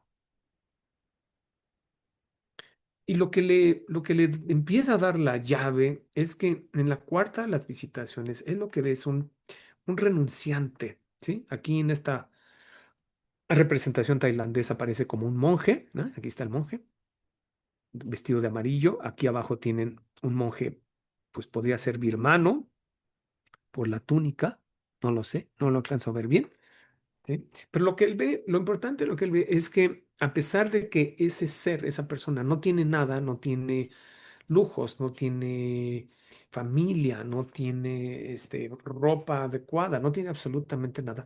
Está en paz, se le ve profundamente en paz, no tiene nada de lo que él tiene, él siente insatisfacción, ese ser que tiene enfrente está perfectamente bien como está y dice, ah, pues yo quiero explorar eso. ¿Cómo le hace esa persona que no tiene nada de lo que se supone que me va a dar bienestar? y sin embargo veo que tiene bienestar. ¿Se acuerdan que al principio les decía la diferencia entre el bienestar auténtico y el bienestar condicionado? Eso es. Sí, nosotros podemos tener muchísimos tipos de felicidad y bienestar condicionados, es decir, van a acabar, ¿sí? Dependen de muchos factores, son efímeros, son pasajeros, dependen de mil cosas y pasan. Entonces, ¿qué sucede en la mente humana que busca otro y luego busca otro y luego busca otro y más y más y más? Nunca es suficiente, nunca es suficiente. Eso no es bienestar auténtico para el Buda Dharma. Eso es en realidad una especie de malestar. Porque hay ansiedad, porque hay búsqueda, porque nunca estás satisfecho del todo. O hay momentitos de bienestar, que no es que estén mal, pero lo que nosotros queremos es que duren y no duran. Nosotros queremos que sean eternos y no son eternos. Entonces siempre hay como esta ¿cómo se llama? Desilusión. Siempre acabo desilusionándome. Ay, me hubiera gustado más. Ay, si hubiera sido así. Ay, si hubiera durado más. Ay, si hubiera venido en lugar de una orden de 3 panuchos, hubieran venido 5. Esa es mi fantasía. O que fueran más grandes, ¿no? Pero no, pues no, no pueden ser más grandes. Son como son. O que mi estómago pudiera aguantar más, pero pues no, no aguanta muchos. Entonces, a una de las cosas más estúpidas y más banales, o cosas más profundas, ¿no? Una relación, ¿verdad? Un trabajo que acaba. Y con esa viene una tristeza y a veces como una rebelión interna de por qué pasó esto. Entonces, nunca acabamos de estar 100% contentos y satisfechos. Nunca es suficiente. ¿No creen? Entonces, él lo que hace es, pues, emprende una una búsqueda espiritual posteriormente se le llamó la gran renuncia, ¿sí? La gran renuncia. Renuncia es una palabra que van a oír mucho en el budismo y que generalmente está muy mal entendida. Renuncia parecería ser algo que me cuesta mucho trabajo dejar, pero que tengo que dejar. Por ejemplo, tengo que renunciar a la cochinita pibil, ¿no? Porque el médico me dijo que tiene mucha grasa y yo tengo el colesterol muy alto y los triglicéridos y el peso y ti, X. Entonces tengo que renunciar a la cochinita pibil.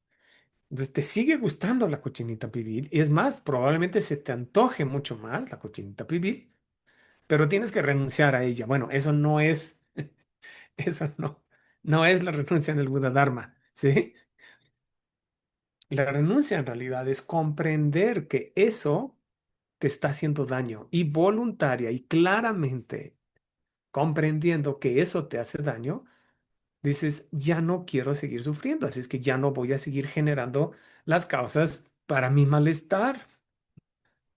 Aunque el médico no me diga, no me importa. Yo sé que esto me hace daño. Ya, nadie me lo tiene que decir. ¿Eh? Eso es renuncia, ¿ok? Entonces, lo que hace lo que hace Siddhartha es que sale de palacio dejando atrás todas sus comodidades, todo aquello que aparentemente le iba a dar bienestar y felicidad, el éxito social, el éxito profesional, el éxito en la familia, el éxito en la pareja, eso que todos nosotros seguimos buscando y que no nos acaba de cuadrar, no nos acaba de satisfacer, se acaba, no era lo que yo esperaba, mis expectativas son demasiado elevadas para lo que acaba siendo, en fin, ya tú y yo sabemos perfectamente qué es eso. Entonces aquí ven esta representación, está Siddhartha y ve a su esposa, Yashodhara, con su pequeñito, Rahula, ¿no? Están durmiendo, todos están durmiendo. Entonces él decide esa noche salir de palacio, salir en su caballo y solamente se lleva con él a su acompañante, a Chana, ¿sí? A su sirviente principal.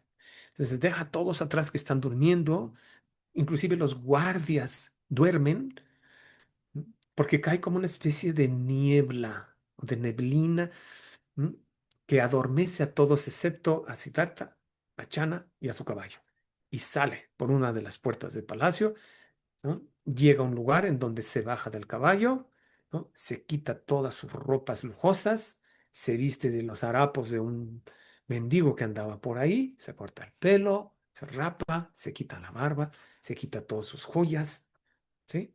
Todo eso es un simbolismo, no quiere decir que tú tengas que ahora vender tus vestidos y tus zapatos y tus pantalones y tus... No, no es eso, es un símbolo, ¿sí? No, no lo lleven muy lejos, es un símbolo de que sabes que eso, si bien te da un bienestar, también es fácil que te atrape y que quieras más y más y más y más. Entonces, renuncia a eso con la convicción de que tiene que encontrar una respuesta para que en el futuro, cuando encuentre esa respuesta, regresar y enseñarle a todos en Palacio, a toda su familia, cómo romper ese círculo vicioso. ¿Ok? Entonces él se adentra, ahí está, ¿verdad? Se está cortando el pelo y demás, y se dice que las narraciones dicen que en ese momento como que aparecieron toda una serie de seres como celestiales y celebrando el momento, ¿no? Porque era el momento en que la humanidad misma iba a ser beneficiada tarde o temprano de ese momento, de ese gesto y de esa determinación de Siddhartha. Y él eh, se adentra en el bosque, se adentra en la selva y empieza a estudiar con maestros de lo que se llaman las absorciones meditativas, ¿no? Las absorciones meditativas son técnicas meditativas, obviamente, para poder mantener una estabilidad y una absorción de la mente a voluntad por todo el tiempo que uno quiera, ¿sí? Y entrar en estos estados de profunda alegría y de dicha y de paz. Ujú. Y esto lo logra Siddhartha en muy poquito tiempo, ¿sí? Llegar a esos máximos estados de absorción meditativa, de paz, de gozo, etcétera. Padrísimo. ¿Mm? Y Siddhartha dice, "Oh, no, pues esto está increíble. O sea, esto, con esto yo puedo lograr que mi mente sea completamente estable, o sea, que no haya ninguna fluctuación emocional ni de ningún tipo. Esto me puede ayudar muchísimo. Sin embargo, Siddhartha ve un problemita en esto, que cuando sale de estos estados meditativos, vuelven las emociones aflictivas. Es decir, como que los puso en pausa las emociones aflictivas y las dudas y todo tipo de emoción que le quitaba la paz mental. Vuelven. Y para poder experimentar ese gozo, tiene que otra vez entrar en estos estados meditativos, pero que cuando sale de ellos vuelven em, estas emociones, esta turbulencia mental y emocional. Sí, dice, esto está muy bien, pero no es suficiente. Él tiene que seguir. ¿No? Ahora, esto, ya lo veremos en un momentito, es muy importante, porque este dominio total de la estabilidad de la atención le va a permitir, en primer lugar, dedicarse a la ascesis, a prácticas de mortificación extremísimas. ¿Sí? Recuerden de dónde venía Siddhartha. Venía de una vida de palacio, de placeres, de estímulos sensoriales, etcétera, ¿no? Ahora Siddhartha dice, no, eso no me llevó al bienestar. Entonces, ¿qué voy a hacer ahora? Pues voy a practicar la, un ascetismo total, así de no comer prácticamente nada, no beber prácticamente nada, no dormir, exponerme al calor intenso, al frío intenso. Este, eso es lo que voy a hacer. ¿M? Y se encuentra a 5 practicantes en el bosque y empiezan a practicar estos 5.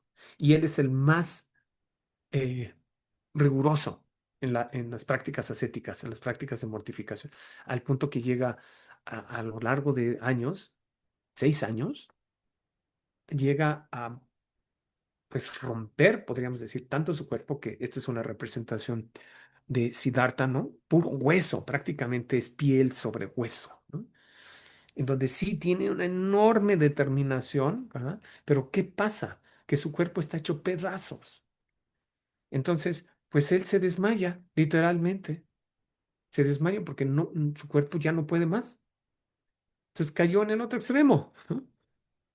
Y lo que sucede es que cuando está ahí desmayado junto al río, porque es lo que estaba muriéndose de sed y quería un poco de agua, ya no aguantaba, literalmente a pesar de todos esos 6 años, llegó un punto donde el cuerpo decía, ya.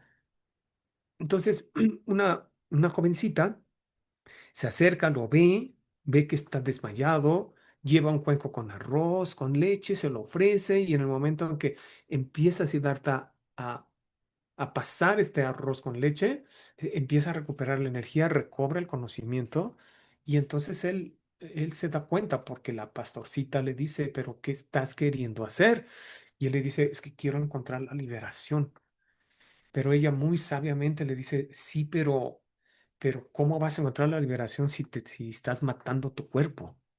Te vas a morir, no puedes encontrar así la liberación. Ese es el momento en que se habla del famoso camino medio, ¿verdad? Que hace ratito un compañero estaba hablando, ¿no? ¿Cuál es el camino medio?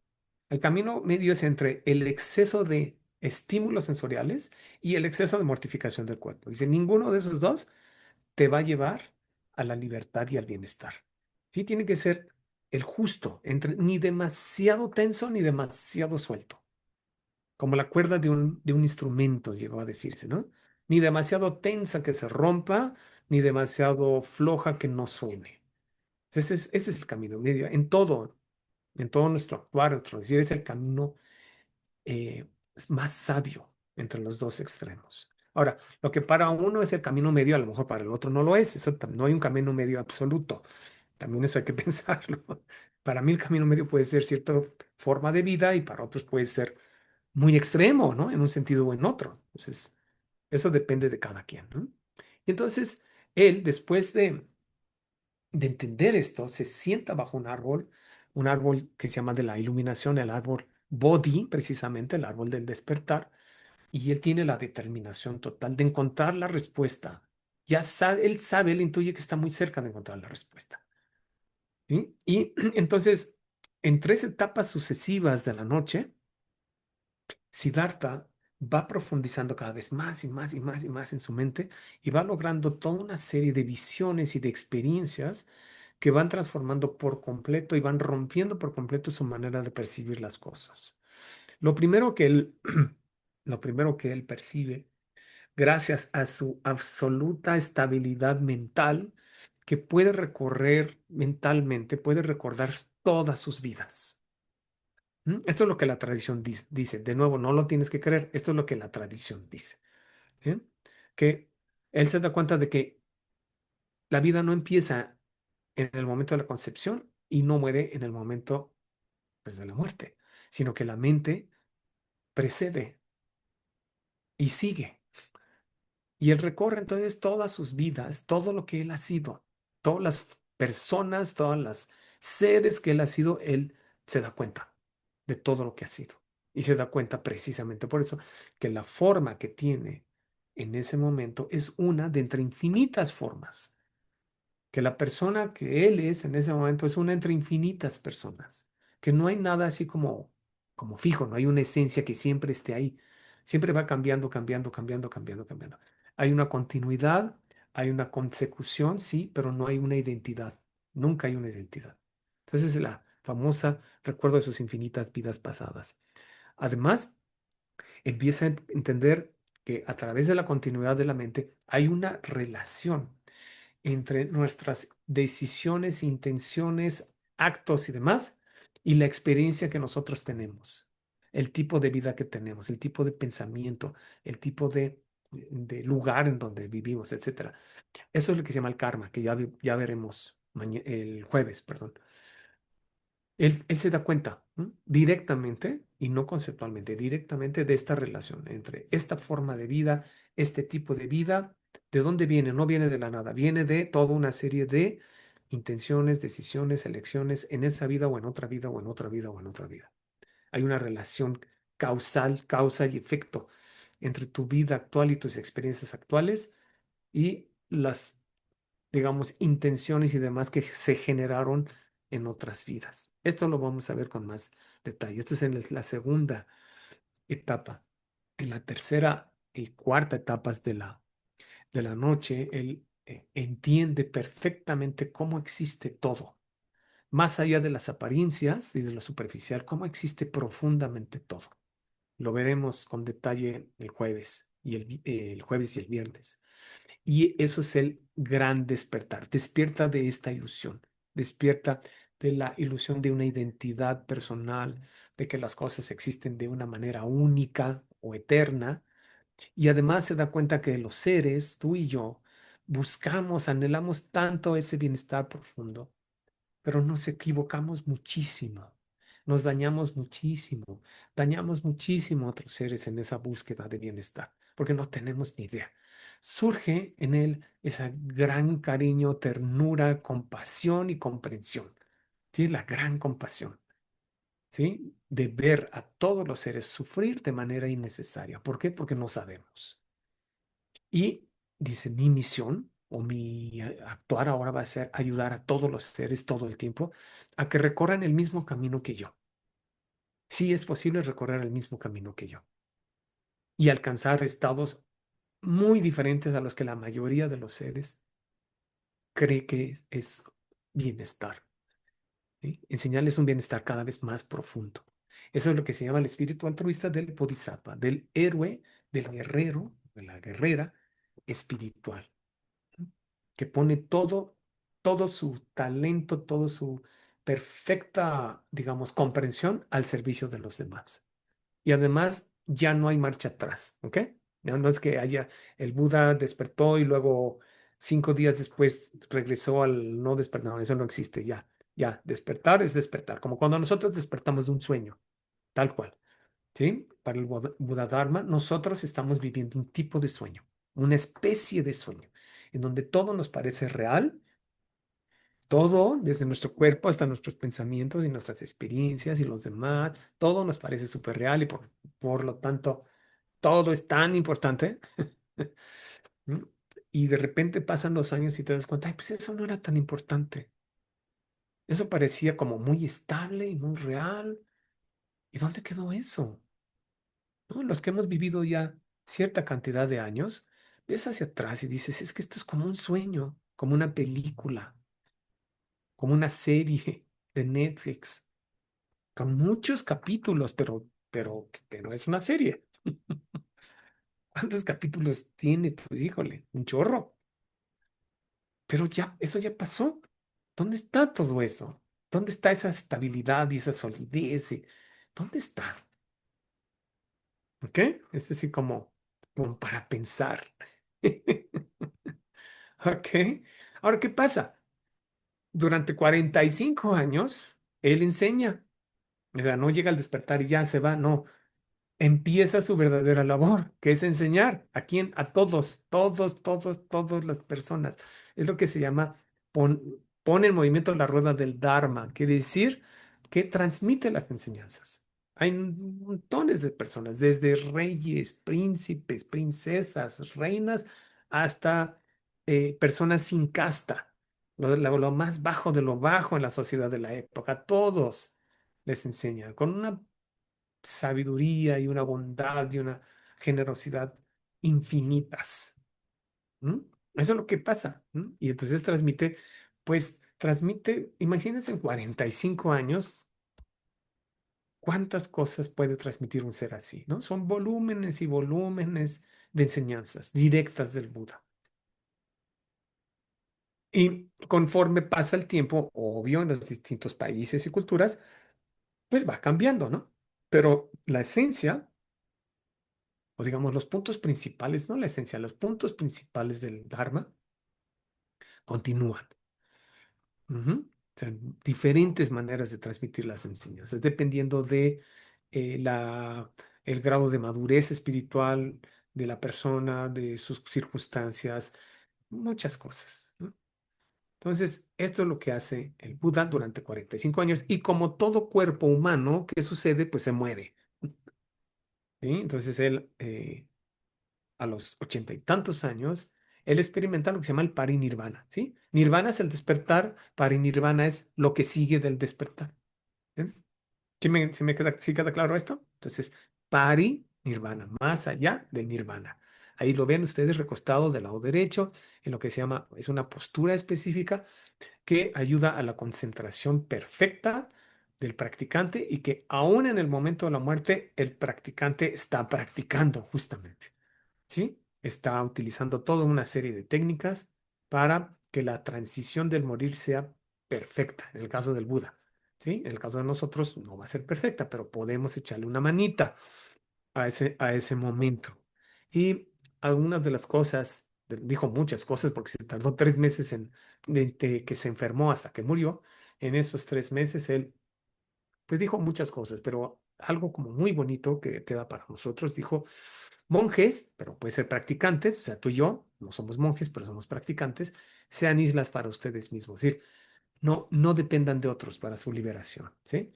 El trabajo tiene que ser individual, claro, con una apertura a aprender, pero finalmente no puedes depender de otros para tu propia transformación. Tú tienes que depender de tu propio trabajo. Ujú. Entonces el Buda decía, yo no te puedo salvar, dijo el Buda, pero sí te puedo enseñar cómo logras salvarte a ti mismo. Eso sí puedo hacer. O sea, aquí no hay el salvador, ¿no? El Buda no es un salvador, es un maestro. Enorme diferencia. Y, y una observación que no tiene nada que ver con la religión, también todas las cosas son transitorias. Todas las cosas son transitorias. ¿Cuál es todo? Tu cuerpo, tus pensamientos, tus ideas, tus opiniones, tus emociones, el cuerpo, las emociones y los pensamientos de los demás, las cosas, las experiencias, las situaciones, los trabajos, tus posesiones, tus experiencias sensoriales, tu aprobación, tu fama, todo eso es transitorio. Es una ilusión. Trabaja por tu liberación con entusiasmo, con diligencia. ¿Ok?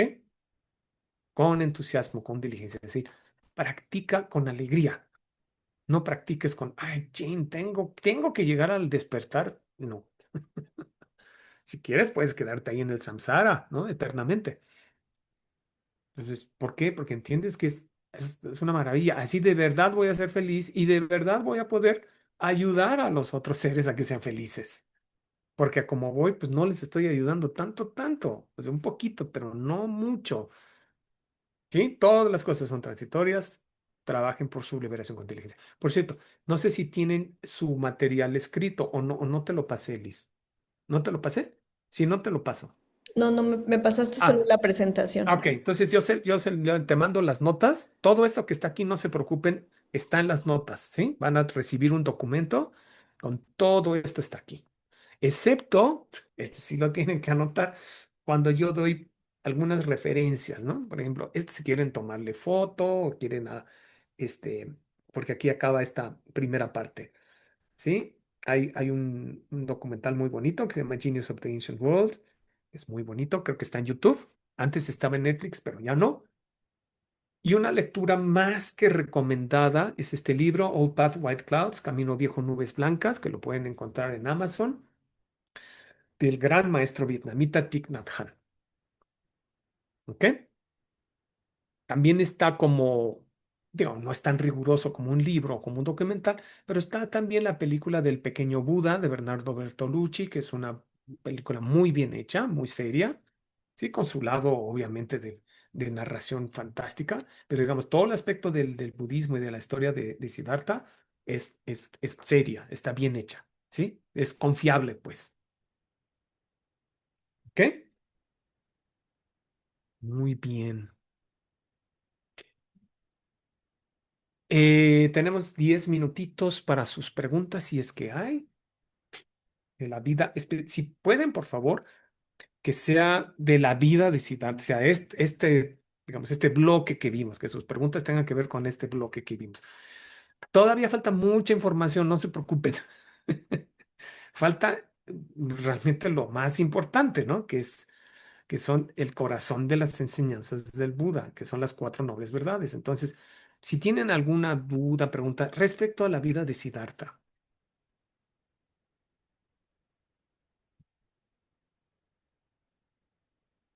y si no, pues aquí lo dejamos y ya. Ah, Lorenza, Hola Alan, hola a todo mundo. hola. Es que hay veces que bueno, yo sé que obviamente el Buda ya había tenido, a la parte de hacer su recuento de vidas previas, pues había tenido unos avances tremendos también Así es.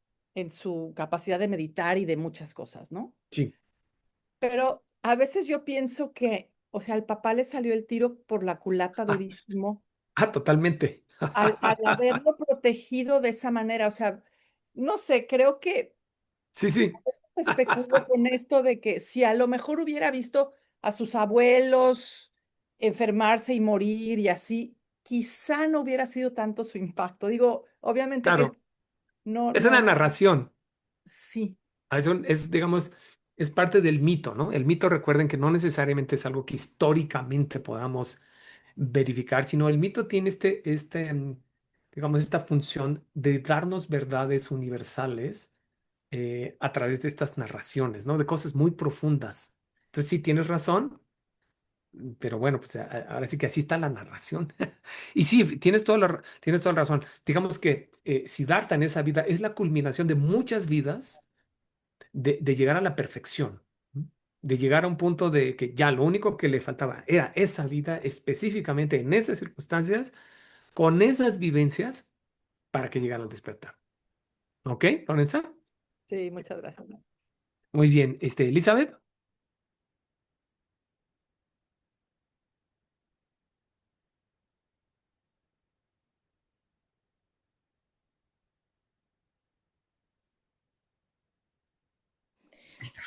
Ya, Sí, nada más que tengo una pequeña duda. Cuando hablan dime. acerca de la vida de Siddhartha, interesantísima, por cierto, nos dicen de que en algún momento él se dio cuenta que era su última transición, Sí, que era su última reencarnación.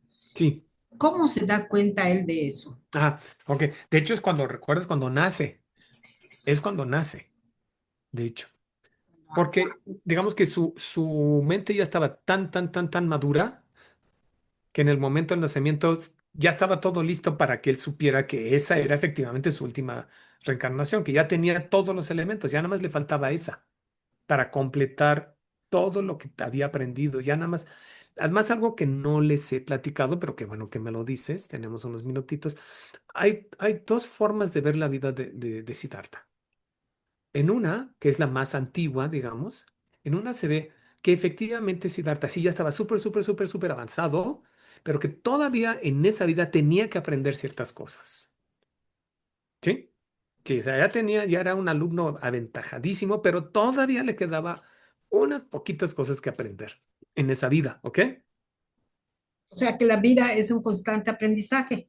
Exacto. Pero él ya en esa vida ya no llegó al punto de ya no tener que aprender nada, ¿ok? Porque su conocimiento era perfecto. Pero tuvo que haber pasado todavía por una serie de experiencias, ¿ok? Esa es una forma. Hay dos formas. Otra forma, que es más propia del budismo como tibetano y de chino y demás, es que en realidad su mente ya estaba despierta. Ya había llegado al despertar. ¿Eh? Y lo que se dice es que cuando llega un ser a ese grado que ya está despierto, se queda en una especie como de, ¿cómo le llaman? ¿Cómo le llaman? Una especie como de tierra pura, ¿no? Que es un lugar de perfección, en donde lo único que se está esperando ahí para ese ser es que se den las condiciones en un planeta, por ejemplo, en las que se den todas las condiciones para que ese Buda pueda renacer como un ser humano y transmitir las enseñanzas, pero que en realidad ese ser cuando nace, ese Buda ya es Buda, ¿sí? No es que llegó a ser Buda, sino que todo lo que se nos narra es como una especie de obra de teatro o de serie de Netflix, ¿no? Que en realidad es como un magnífico actor que lo que hace es que te va enseñando, mira, tienes que hacer esto y luego, ¿sí me entienden? Es como un maestro que te va diciendo, pero es un maestro que encarna lo que está enseñando. Son dos maneras distintas de entender la vida de Buda. ¿Sí queda claro? Y esto está bien interesante. ¿Cuál de las dos es la que tú quieras? Gracias. Ok. Liz, ¿tiene algo antes de cerrar? Porque ya Sí, estamos. nada más quería comentar algo relacionado a lo que dijo Lore, que creo que es mi percepción o es mi idea, Sí, ¿no? Que, sí, sí, que él era un ser ya muy avanzado, pero al sí, final creo que la prueba más difícil sí, es practicar cuando tienes todo, ¿no? Bueno, eso es está Porque, padrísimo, claro, porque claro. nosotros vamos como al revés, ¿no? Queremos tener todo para entonces Sí, practicar. y Pero luego a practicamos. él, claro, entonces a él le tocó nacer en una situación en la que tenía, todo era perfecto, ¿no? Exacto. Y creo que Muy bien, realmente esa es la prueba muy más bien. difícil, ¿no? Muy buena observación, fíjate. Claro, nosotros estamos al revés.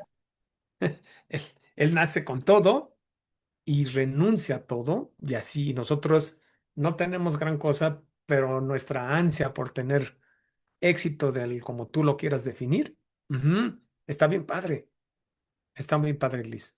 Ujú.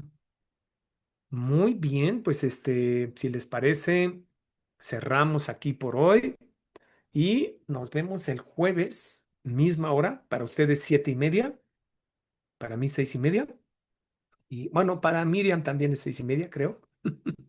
¿O no? ¿También es 7:30 para ti? Para Lore también. Ay, para Lore. Ok. Bueno, ya saben, ¿no? El horario. Ok. Muchas Pues, gracias, Alan. Muchas no, gracias, un gracias. aplauso. Gracias a ustedes y que estas semillitas sirvan no solamente para que ustedes hayan aprendido, sino que sean una inspiración para ayudar a otros también. ¿Eh? Bueno, cuídense Gracias, mucho. Alan. Linda noche, Enrico. Gracias. Gracias. Muchas gracias, Alan. Gracias a todos. Buenas Hasta noches. el Gracias, Buenas jueves. bye. noches. Bye. Gracias. Bye. Ay.